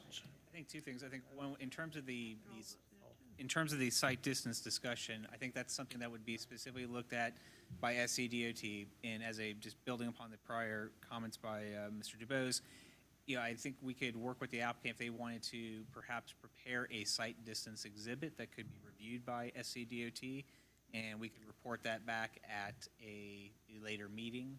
So that just could be an option, not terribly uncommon, and it's obviously an important consideration. So that could be an option for council to consider. In terms of the parking adequacy, I don't know if 24 stalls would meet the school requirements. I don't know how many, until this evening, was not aware how many children would be in attendance at that school. And so we would need to kind of look at that a little further to give you a firm answer. Well, I can't support it with that lack of information. We just got to have that information. But I personally, I'm not going to vote for it until I see where that entrance is going to be. I'm just not going to support it until I know. It's either going to be that or vote it down. We need, if we're going to vote on it, we need more information. SCDOT has the final say on the entrance on any state road. Yeah, I know that, but I want to see where they're going to put it. Yeah, I think, I can't recall who prepared the attached exhibit, but they can actually identify the sight lines wherever the driveway is going to go. The engineer or land planner can identify the sight lines relative to the horizontal or vertical curves in the road, and can plot that out relative to SCDOT requirements. We can certainly, if the applicant is willing to do that, we can then share that with SCDOT to get some preliminary, feedback from them on, is that the ideal location for the drive, or should it be more to one side or the other? And I think that is something that we could certainly help facilitate, subject to the applicant being willing to go through that process. Mr. Chair, I got another comment. Go ahead, Mr. Mostello. With DOT, might help them place the driveway, but that still don't mean it's going to help the traffic. You're looking at 100-plus cars that's going to be coming in the morning and dropping 150 kids off. With already traffic right there at the elementary school and all, they got to be something done as far as the traffic, a storage lane or something for some cars to I'm sure there are going to be long lines waiting to get in there. With 22 parking places with 100 cars trying to get in there in the mornings at 7 o'clock don't make sense. I mean, they don't match. I ain't no engineer, but I'm smart enough to know 22 parking places won't take care of 100 cars coming in the mornings. And as one of the other councilmen said, every mother's going to want to get out and take their kid inside. They're not going to let their small child walk in by themselves. So they're going to park for a minute. It might not take long, but they're going to park. But where are these other cars coming in behind is going to go? That really concerns me. Really, it's not a good mix for me right now, apart on this. Mr. Chairman, Go ahead, Mr. Carter. I guess my base level here would be that there would have to be a bypass lane, a turning lane, and also a right turn lane to get people off Adobe Bridge Road.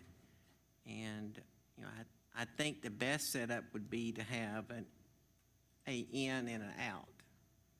So you got basically a U-shaped drive going in so that you can move the traffic through.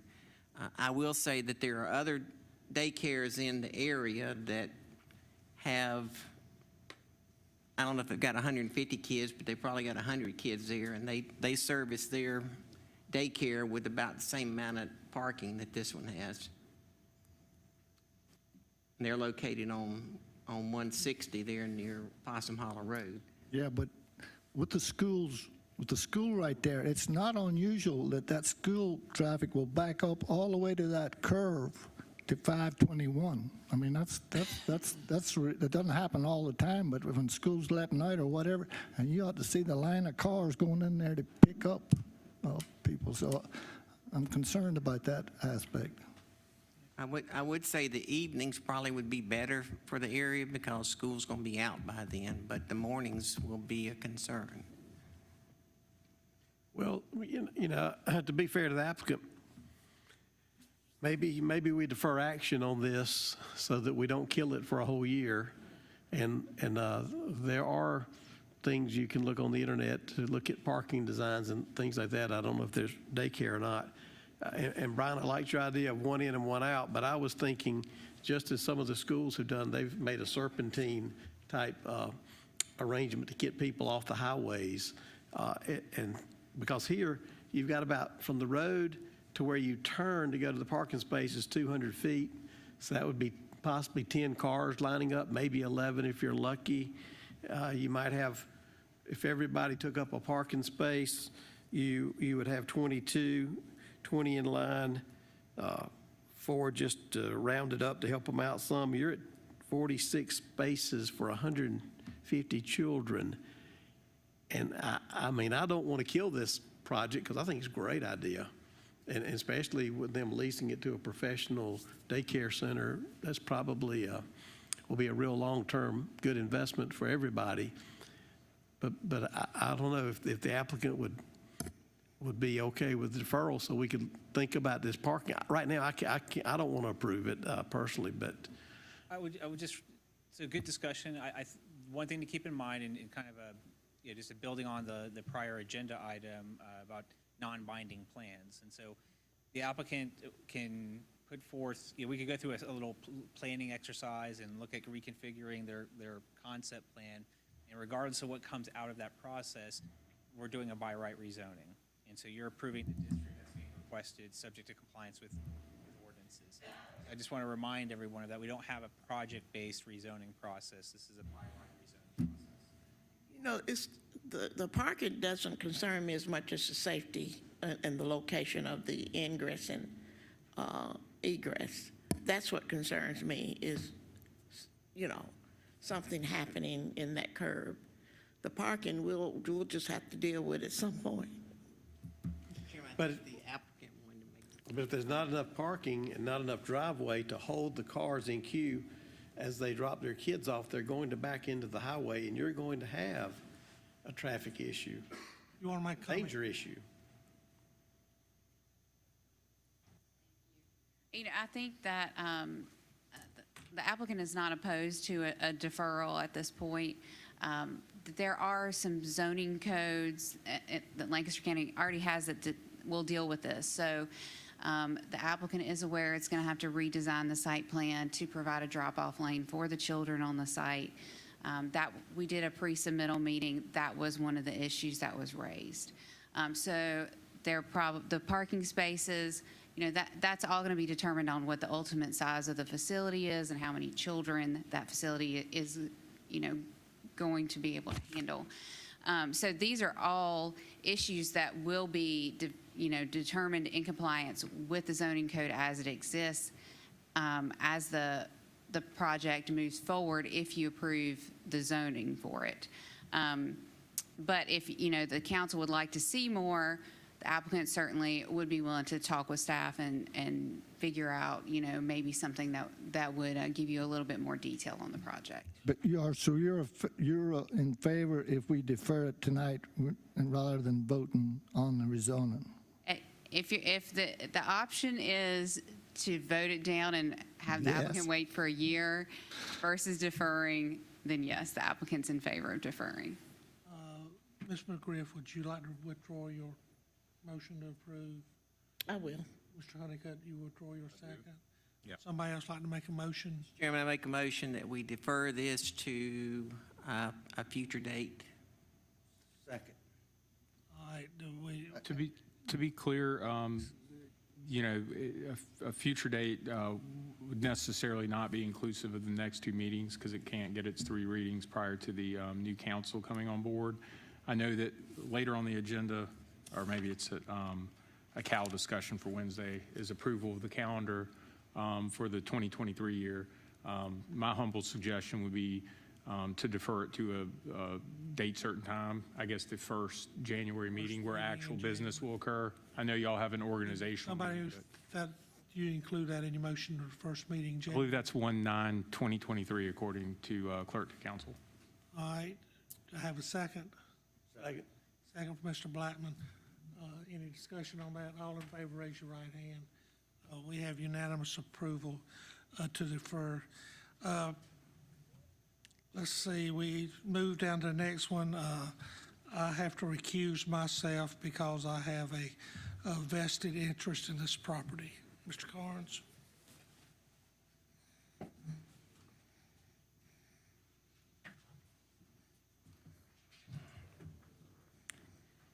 Okay, the next item up is ordinance number 2022-1832. There is a public hearing and also first reading. Mr. Burhans. Yes, thank you. The item before you is for a development agreement approval of a project that council has seen previously, just for the benefit of the members of our audience. This project is the Shiloh Woods development. It is a 398 lot cluster development located on 169 acres on Shiloh Unity West Road. Council previously saw this item most recently on October 24th, where it approved the rezoning to the MDR district. Planning Commission also previously approved the preliminary plan at its October 18th meeting. And the applicant for this is Century Communities. Again, just to further help you identify the subject property outlined on yellow on Shiloh Unity West. This is the concept plan that was previously shared during the rezoning process. Again, 398 lots on 169 acres approximately. And so a major element of the traffic study is, a major element of the development agreement is preparation of a traffic study, which the applicant has done. That traffic study is still undergoing review by the county's traffic engineering consultant. So far, this study has identified the need for a left turn lane, an eastbound left turn lane on Shiloh Unity West. There is still some open discussion with the applicant on some of the other off-site improvements at University and 521, University and Hubbard, and just some other general issues with the traffic study. Communication and coordination between the county's consultant, SCDOT, and the applicant has been ongoing, and they are making progress, but just at first reading, we are not here with a finalized and approved TIA, but we did want to make you aware of that. Furthermore, as part of the development agreement, the impact fees that are applicable to this property are, because of its location, is strictly for Parks and Recreation, which is roughly $851 per unit using today's dollar, or using the 2022-23 fee schedule. That would amount to roughly $338,000 $338,000 collected with in total for this project using today's dollars. As part of the development agreement, the applicant has proposed a school fee of $500 per unit. Again, this is outside the Indian land fee area, so therefore the impact fee for schools does not apply. They've also further proposed a solid waste fee of $500 and a libraries fee of $250, all per unit, generating $199,000 for solid waste and just under $100,000 for libraries. Planning Commission considered this item at their October meeting and provided a conditional recommendation of approval. The major condition for that was to resolve the outstanding traffic study comments from our consulting engineer, and staff also had recommended a conditional approval subject to the same condition. I'll certainly make myself available for any questions, and the representative of Century Communities is also here for any questions. Is there any questions of Mr. Burhan? The planning commission was 4-1. What was the dissenting votes concern? So I think there is two things. One, I think there's still just some general concerns about MDR clusters, cluster ordinances. Even though this project is located in the more southerly area of the county, I think there's just concerns about the cluster subdivision and the type of development type that it produces. And I think also just because the traffic study was not fully complete, I think there was some angst with that of let's get the traffic study finalized before we make a recommendation on the item. So I think I might share that sentiment. Go ahead, Mr.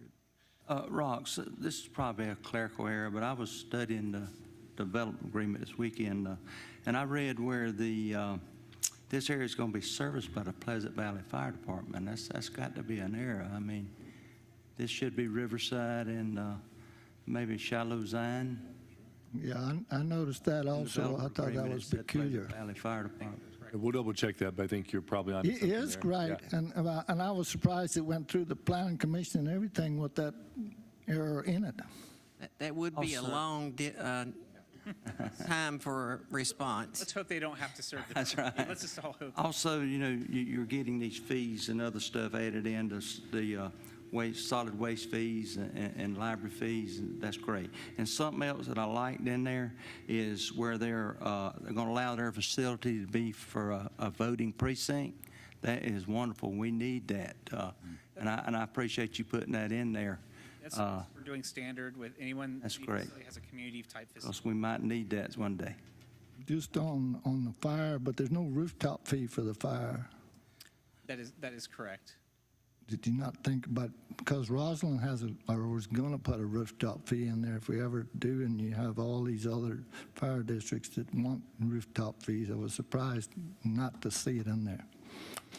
And I'll let Mr. DuBose kind of give you the more formal answer, but I think generally speaking, for fees that are covered by the impact fee ordinance, that with the county not having impact fees in that particular location, that we have not historically pursued those fees in the agreements, and we've only pursued fees representing services that are not included in the ordinance.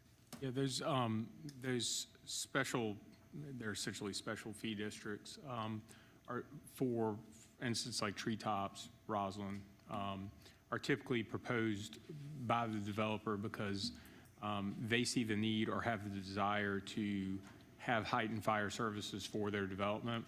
And frankly, some of it's a marketing exercise too. I mean, there's reality to it in that those fees are collected and they do increase the fire services. But those have typically, at least in my time here, been discussions that were initiated by the developer, volunteered. You know, but so you didn't ask a developer or anything for that. The other thing that I wish we would get away from is this $500 for the schools, because I think that's totally inadequate. I mean, and that's something that came out of just thin air for Wilson Creek.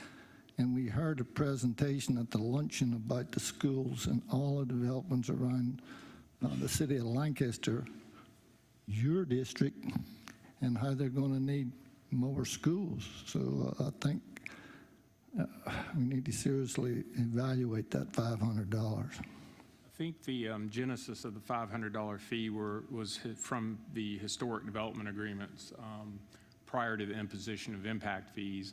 You know, the impact fee was a study based on sound engineering principles and projected population growth to establish a proportionate fee for the cost of new development in those fee areas. You know, you're correct, though. I mean, this school concern continues. You know, impact fees are a way to address it countywide, in theory. But absent a study, I think it's somewhat hard to impose high fees on a developer for a study, again, a service if you don't have a matching study. These are contractual voluntary fees that the developer is agreeing to put forth for their projected impact, even in the absence of an actual study. Yeah, I got one more point. These development agreements do not have a sunset date on them. And that is a big issue because we ran into that issue with the PDDs where these things were being developed 15 years after they were approved, but yet they're bound to the ordinances at that date of the agreement. And that's the same thing with these development agreements. So I think that and I don't know what that date is. If it's 10 years, that's fine, but I think it should have a end date. Well, the development agreements do vest properties pursuant to the amount of acreage involved in them only for a set period of time. That's why they have the attached development schedules with projected development rates. PDDs are different because they're essentially a base, they're not a base zoning district. They're their own zoning district allowing the continued development of that project. DAs, though, do have statutory terms based on the total number of acres involved. Yeah, but what I read in that there was that it sounded like it was pretty loose, and the developer could, through market changes, pick whatever date he wanted to end. Now, so what date? All right, what date would this one end? The state legislature has also termed out a lot of development agreements due to the Great Recession and have continued to toll development agreements and other development approvals. So I think part of the, I guess, disconnect or question is that some of these old development agreements, they were tolled for vast periods of time by state statute. So they're still within the bounds of their original terms. I think this one, and I think it's based on gross acreage. If I'm not mistaken, this is either a 5 or 10 year vested plan. You know, well, I mean, I read that thing, but that didn't say that in there, I don't believe. I think regardless of the development agreement, the project is going to have vesting outside the development agreement, and you're going to have. Correct. Assuming the project moves forward and the developer continues to make investments in the property to get it into a buildable and sellable condition, they're going to be building up vesting that will survive that property for many, many years, regardless of what the development agreement states. I know, but they're doing that based on ordinances at the date of agreement of the DA. And if we change those ordinances, they don't affect that development. No, I think that they would, and this is, we're getting into more of a legal discussion that John might rather do in executive session, but they would likely be vested to the ordinances in place at the time of preliminary plat approval, because they establish, that's when the lots are designed, that's when the road alignments are established, and furthermore, when civil construction plans are prepared, and the detailed standards are incorporated into the plan set. Those approvals have a lot of life with them, regardless of development agreements. To Rox's point, I think specific questions, again, because it's a broader subject about the county's view of growth, slow growth, responsible growth, the impact of development agreements and vesting thereunder and just common law vesting, to Rox's point, might be a good subject for closed session or some kind of CAL discussion. That's fine. Now, Sid had one more. Stormwater. Is the stormwater going to be monitored by Lancaster County or by DHEC? This is outside the MS4 area, so this would come under the purview of DHEC. Well, DHEC doesn't have a good track record. Of course, I was in favor of a county stormwater going all the way down to 9, as with impact fees, to take care of these issues. Because these developments, when they run that sewer to Roslyn, there's going to be a tremendous number of developments, and I don't think we are, as a county, are ready for those developments or to control them, or have thought about how to, if they want to coin a phrase, smart growth. No, so I think there is a thought that our MS4 boundaries could be expanded by the state as a result of the recent decennial census. That's just a thought that could potentially occur, but at present, it's established at Highway 5. They usually make that determination a couple of years after the census. Mr. Chairman, I don't see traffic as being a big issue there. I live in that general area. You got 521, you got University Drive, you got Riverside Road, so there's plenty of ways to get in and out of that area, and no bigger than the development's going to be. Traffic should not be a problem at all. And I hope the traffic study says that. They're going to go on number 5 rather than go up through Indian Land. They won't have to go on 5, thankfully. Are there any other questions of Mr. Burhands? If not, I'll open the public hearing. We do not have anybody signed up for it, so unless there's somebody that wants to speak, I will declare the public hearing closed. Do we have a motion? So moved. Second. A motion from Ms. McGriff, a second from Mr. Honeycutt. Discussion. I don't like the fact that we don't have a traffic impact analysis, so I'm not going to support it at this time. Just because I want to keep it on the, if it gets approved, I want to keep it on the non-consent, so maybe we can get the traffic impact analysis. All right. Do we have any other comments?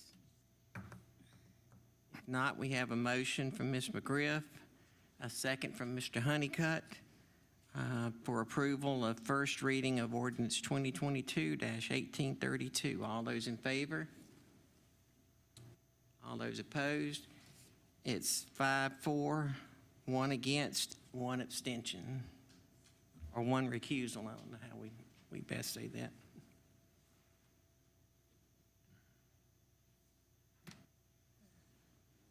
John, is somebody going to get Mr. Harper? All right.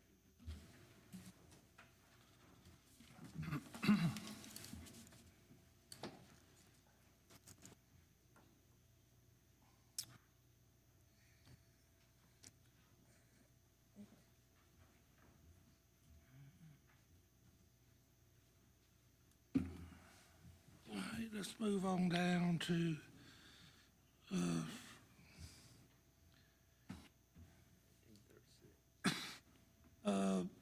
first reading of ordinance 2022-1836, amending that certain March 22nd, 2021 special revenue credit agreement by and between Lancaster County and Studio Displays Incorporated to add T&T Capital LLC as a party thereto with retroactive effect. Ooh, that's a lot of words for me. Motion to approve. I have a motion from Mr. Carr. Second. Second from who? Second. Sorry about that. It kind of run together on me. Mr. Marstall and Mr. DeBose. Mr. Chair, members of council, this ordinance by title only right now does precisely or will do precisely what the title states, which is to add T&T Capital to an SSRC agreement that the county entered with Studio Displays. That agreement, SSRC agreement, required a investment of $5.6 million in real and personal property and had certain job creation metrics. Came to the attention of council members and economic development that there was perhaps some original intent by Studio Displays to include its affiliated entity, T&T Capital, in the SSRC agreement.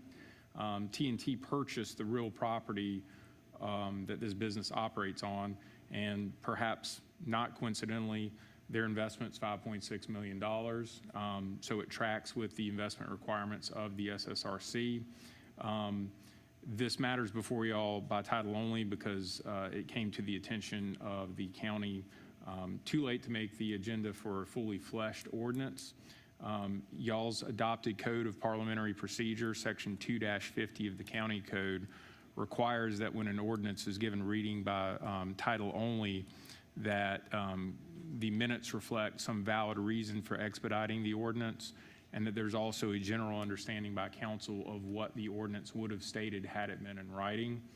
To the expediency of this, T&T's capital investment, the request will be that it be included retroactively in the investment requirements of the SSRC. If it is not included, this entity will not have met its investment requirements pursuant to that agreement. Right now, that property is slated to be taxed as just subject to normal ad valorem tax and does not get the benefit of the agreement.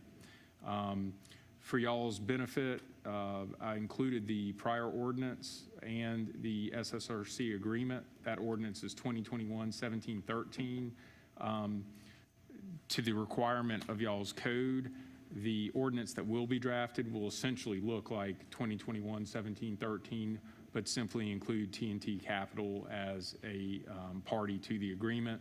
There may be some granular details of the ordinance that differ, but essentially that ordinance 2021-1713 is what this ordinance would look like had it been in writing before you.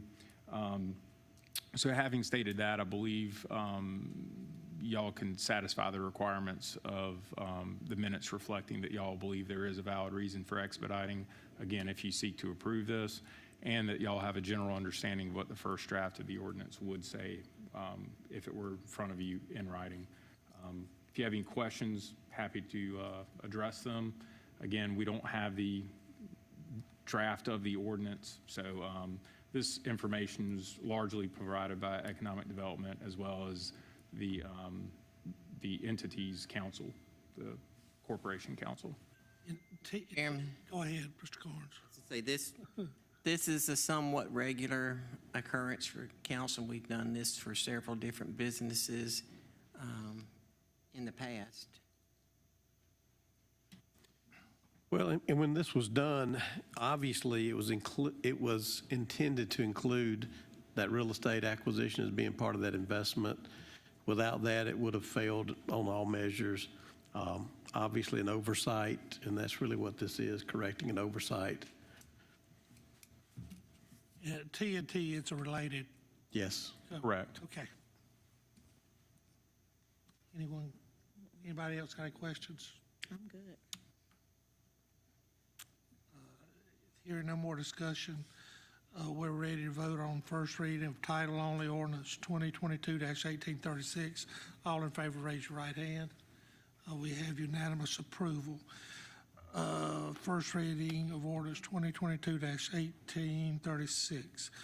Let's move down to Resolution 1220-R 2022 regarding authorizing the transfer of funds within the general fund to allow for the creation of a position in economic development. Do I have a motion? Move. Motion for Mr. Honeycutt. Second for Mr. Mostello. Mr. Mostello. Mr. Chairman and council members, as you know, we've had some exciting changes in our economic development program over the last year, and I'm pleased to highlight we have Mr. Brian Folk, our new economic development director, in the office today. As we've gone through the changes with economic development over the past year, before my arrival, some changes were made on staffing, had some staff departures. Then since I've been here, we really consolidated 2 positions. So we originally had 3 positions assigned to the department. During the last budget cycle, we dropped that down to 2 so we could keep the director and beef up an expansion and retention manager position. So that left us with 2 positions that at the time we thought would be sufficient to get us through this fiscal year as we kind of evaluate this transition. Now that we've gotten with our new staff members in the director position and in the expansion and retention, we're realizing there's a lot of interest in Lancaster County, and we fortunately are the interest of several economic development projects, and so the demand more on, I'd say, the administrative assistant side to help us do the presentations when people want to solicit information from us if we have an interest in meeting some of their requirements, to do those submittals, to do some administrative functions, to help our new director get established and kind of get his focus and vision in place. I've recognized the need to have some administrative support. So based upon that, we do have some funds within economic development, but to create this 3rd position, I need to shift some funds that would come from our communications and marketing department, but really to add that 3rd position back, I need council approval.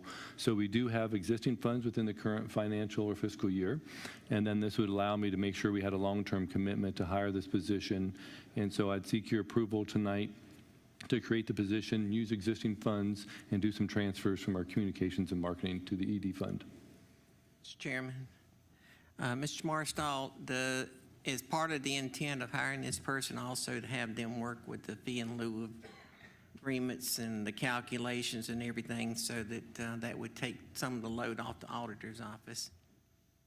Yeah, we have over 30 agreements that we've done with economic development, and so there's a role with both the assessor, the auditor, and economic development. And part of the requirements in the economic development agreements is to do an annual submittal of form and things. During this transition time, some of that work has not been completed, and so going forward, it's my expectation that we can stay on top of those agreements and work with our companies. And so this position would be tasked to help do some of that. Dennis, what pay grade would this be? A $45,000 would be the identified salary. No, but the pay, we have grades in our. I believe it's, don't quote me on this now. I don't want to give the answer. I got the amount. Get back to us in emails. Oh, well, yeah. Thank you. Mr. Chairman, I can remember when we had 8 people in economic development in Lancaster County. I can remember when we had 2. We have a new economic development director, and I think this is our way of showing him that we're behind him. We support him 100% by giving him the individual that he needs at his choosing.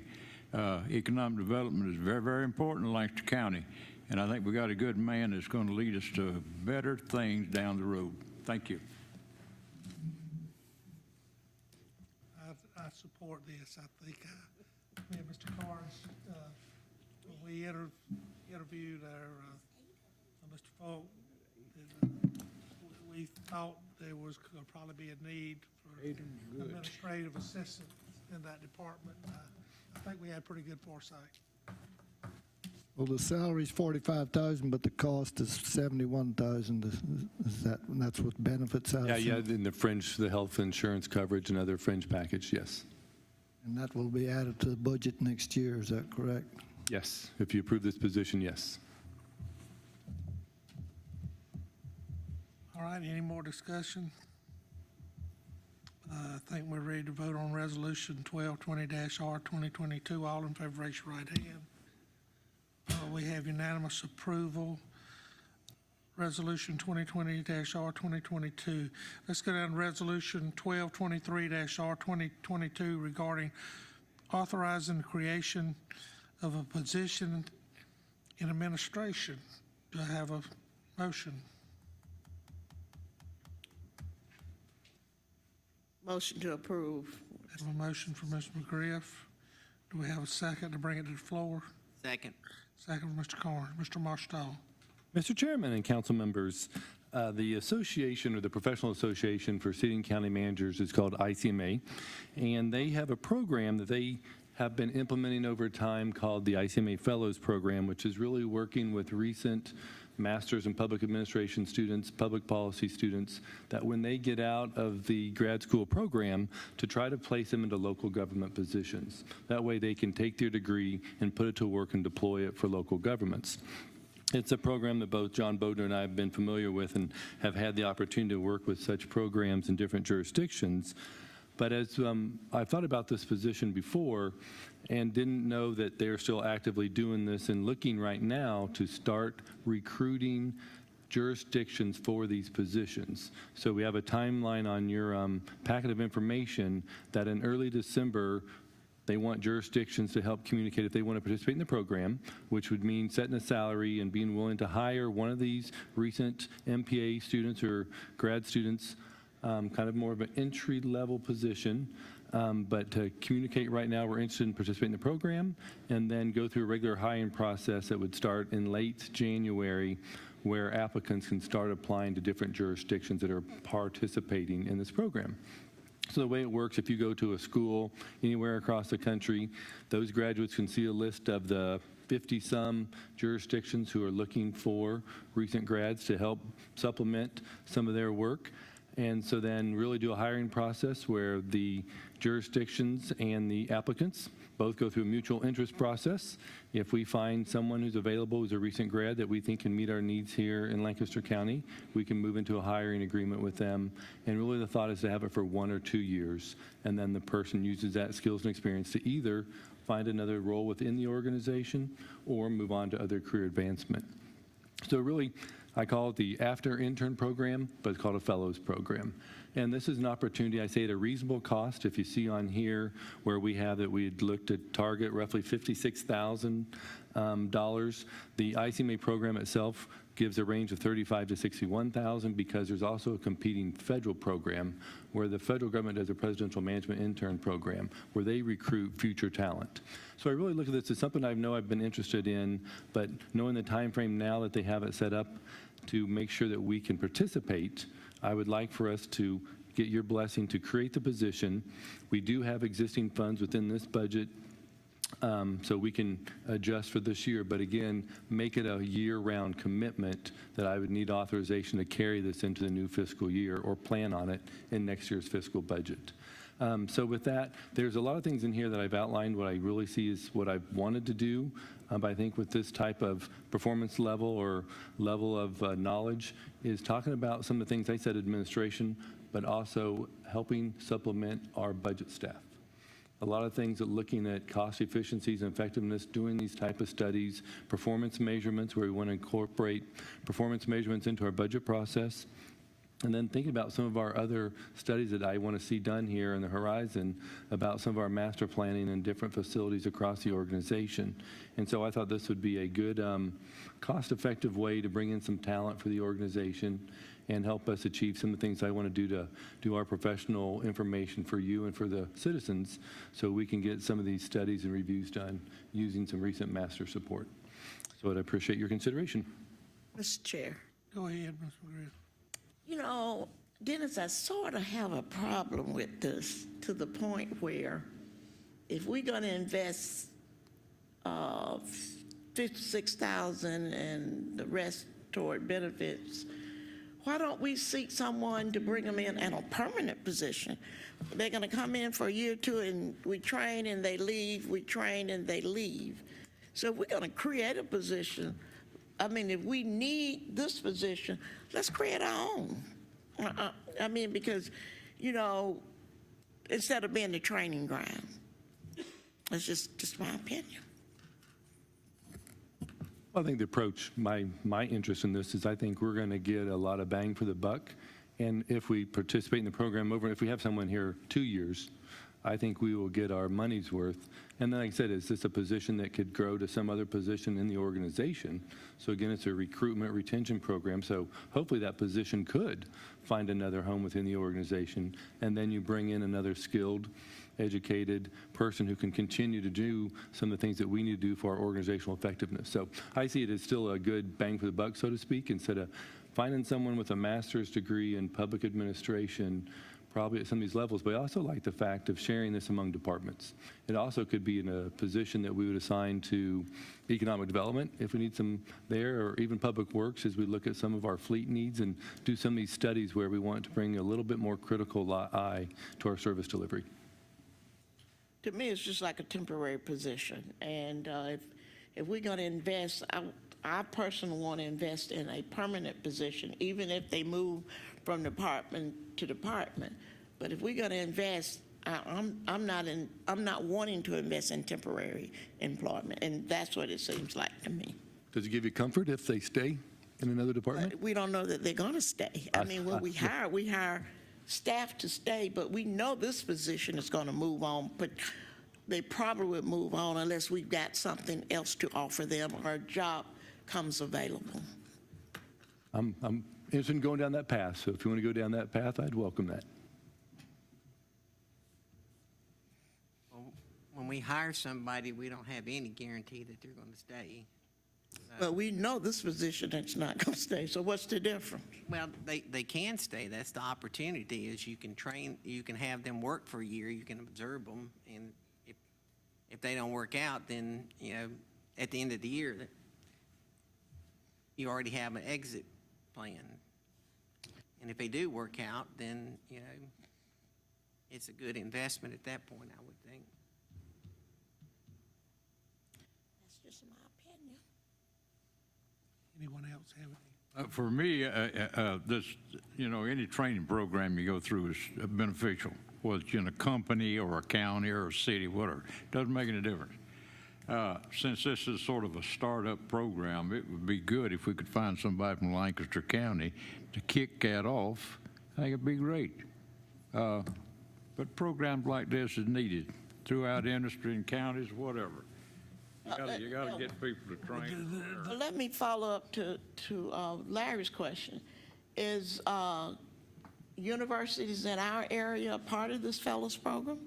It's different. That's what we're in this period right now to find out what students want to apply. So really it is every jurisdiction goes through ICMA to say, hey, we want to consider applicants. So it's then up to the students to say, and some programs are heavier than others have been participating, but it's up to the students, and where they're from, we don't know.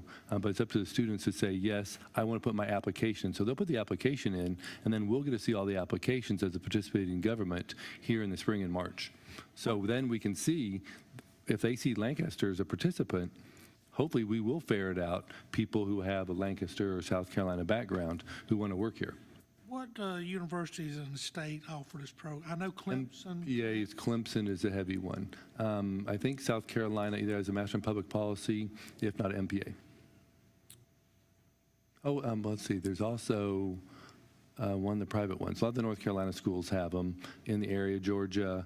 So a lot in the southeast, but definitely Clemson.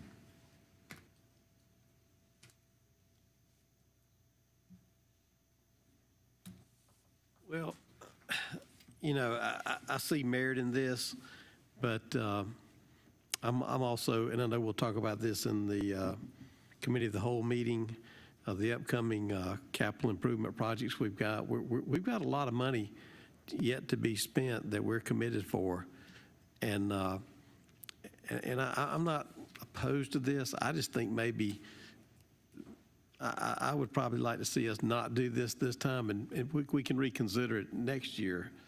But y'all, I've got some big concerns about the detention center and all these other projects, coroner's office, the evidence room, all these things that are going up, and the money that's going to be required to do that and protect our credit rating at the same time. And so for that reason, I would prefer to maybe look at this again next year when we've got a better handle on where we are financially. Also, we might have a better sense of where the economy's going. That's true, too. I agree with Alan. I like the apprenticeship thing, but I think we're going to wait a year on it. To me, $60,000 right now, we need to be paying we need some grass cutters for our rec department. Our rec department is needing people. We expanding, building parks and stuff, but we're not getting enough for people to work. So I think right now, to me, I think we need to be putting this money toward something we're really dire need of right now, and then maybe next year looking at this. But right now, I think we need to emphasize on some areas that we need some help in right now. Mr. DeBose, on just a resolution, something like this, if it's voted down, something can be brought back up 6 months from now or in the budget or whatever. It's not like an ordinance, correct? Correct. Okay, just want to make sure. All right, any more discussion? We've got a resolution 1223-R22 on the floor for authorizing creation of a position in administration. All in favor, raise your right hand. Opposed likewise. We got 0 for and 7 opposed, so the resolution fails at this time. Let's move on down to discussion and action items. Approval of appointment for Catawba Workforce Development Board. Mr. Brian Falk as the Lancaster County Economic Development appointee.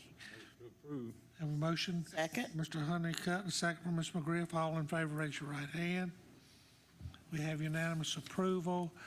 Let's move on down. Mr. Chairman. Go ahead. Since we're into discussion, I have spent about 3 half days here in the county building looking at the situation for the parking in the rec fields, soccer fields in Heath Springs, things like that. And one thing that I noticed was we really need to do, and I mentioned this earlier tonight, we need to do away with the minimum parking standards in our UDO. There's plenty of information out on the internet. You can study parking requirements, parking design, and I think that we should do away with that minimum standard and only have the one standard that we would allow. So I would like for us to... This time of the year, that would, you want something brought before Planning Commission the first of the year? Yes, and also too, I'm still have heartache and nothing's ever been done on the cottage homes where our parking ordinance says that we will allow 1 car per unit. And that's just asinine. It needs to be like 1.75 cars per cottage house at minimum. And I'd like to see that incorporated in the UDO now so that we start setting things down that we know needs improvement so that as the study committee goes forward, they'll realize these things need to be incorporated in our new UDO. Okay, so at the first of the year, we need to move forward on the UDO. Yeah, I mean, there'll be some discussions in the county meeting on Wednesday about growth, and I think that's the appropriate place to talk about these things, because just like Alan, I got some things that I think need to be fixed right now. Anything had to be fixed at the first of the year. Okay. All right, let's move on down to executive session. We have one item. We got a legal briefing regarding a potential pending or threatened litigation. To have a motion to go into executive session. So moved. Have a motion for Mr. Carnes, second for Ms. McGriff. All in favor, raise your right hand. We have unanimous approval. And I'd also like to invite Mr. Mr. Luis Jose. He won his election in a landslide, and he will be sitting up here in January since he is elected. I want to invite him to executive session. So we're now in executive session.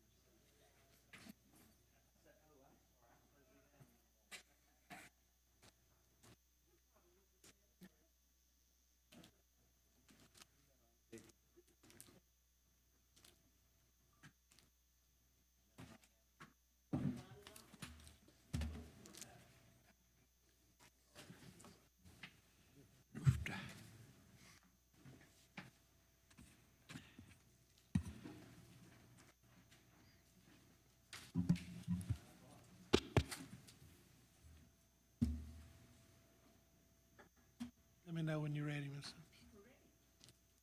I'd like to call this meeting, Lancaster County Council, back to order.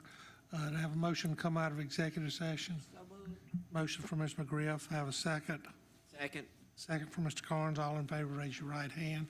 We have unanimous approval to come out of executive session. Executive session, a pending litigation matter was discussed. No votes were taken, no decisions were made. All right, thank you, Mr. DeBose.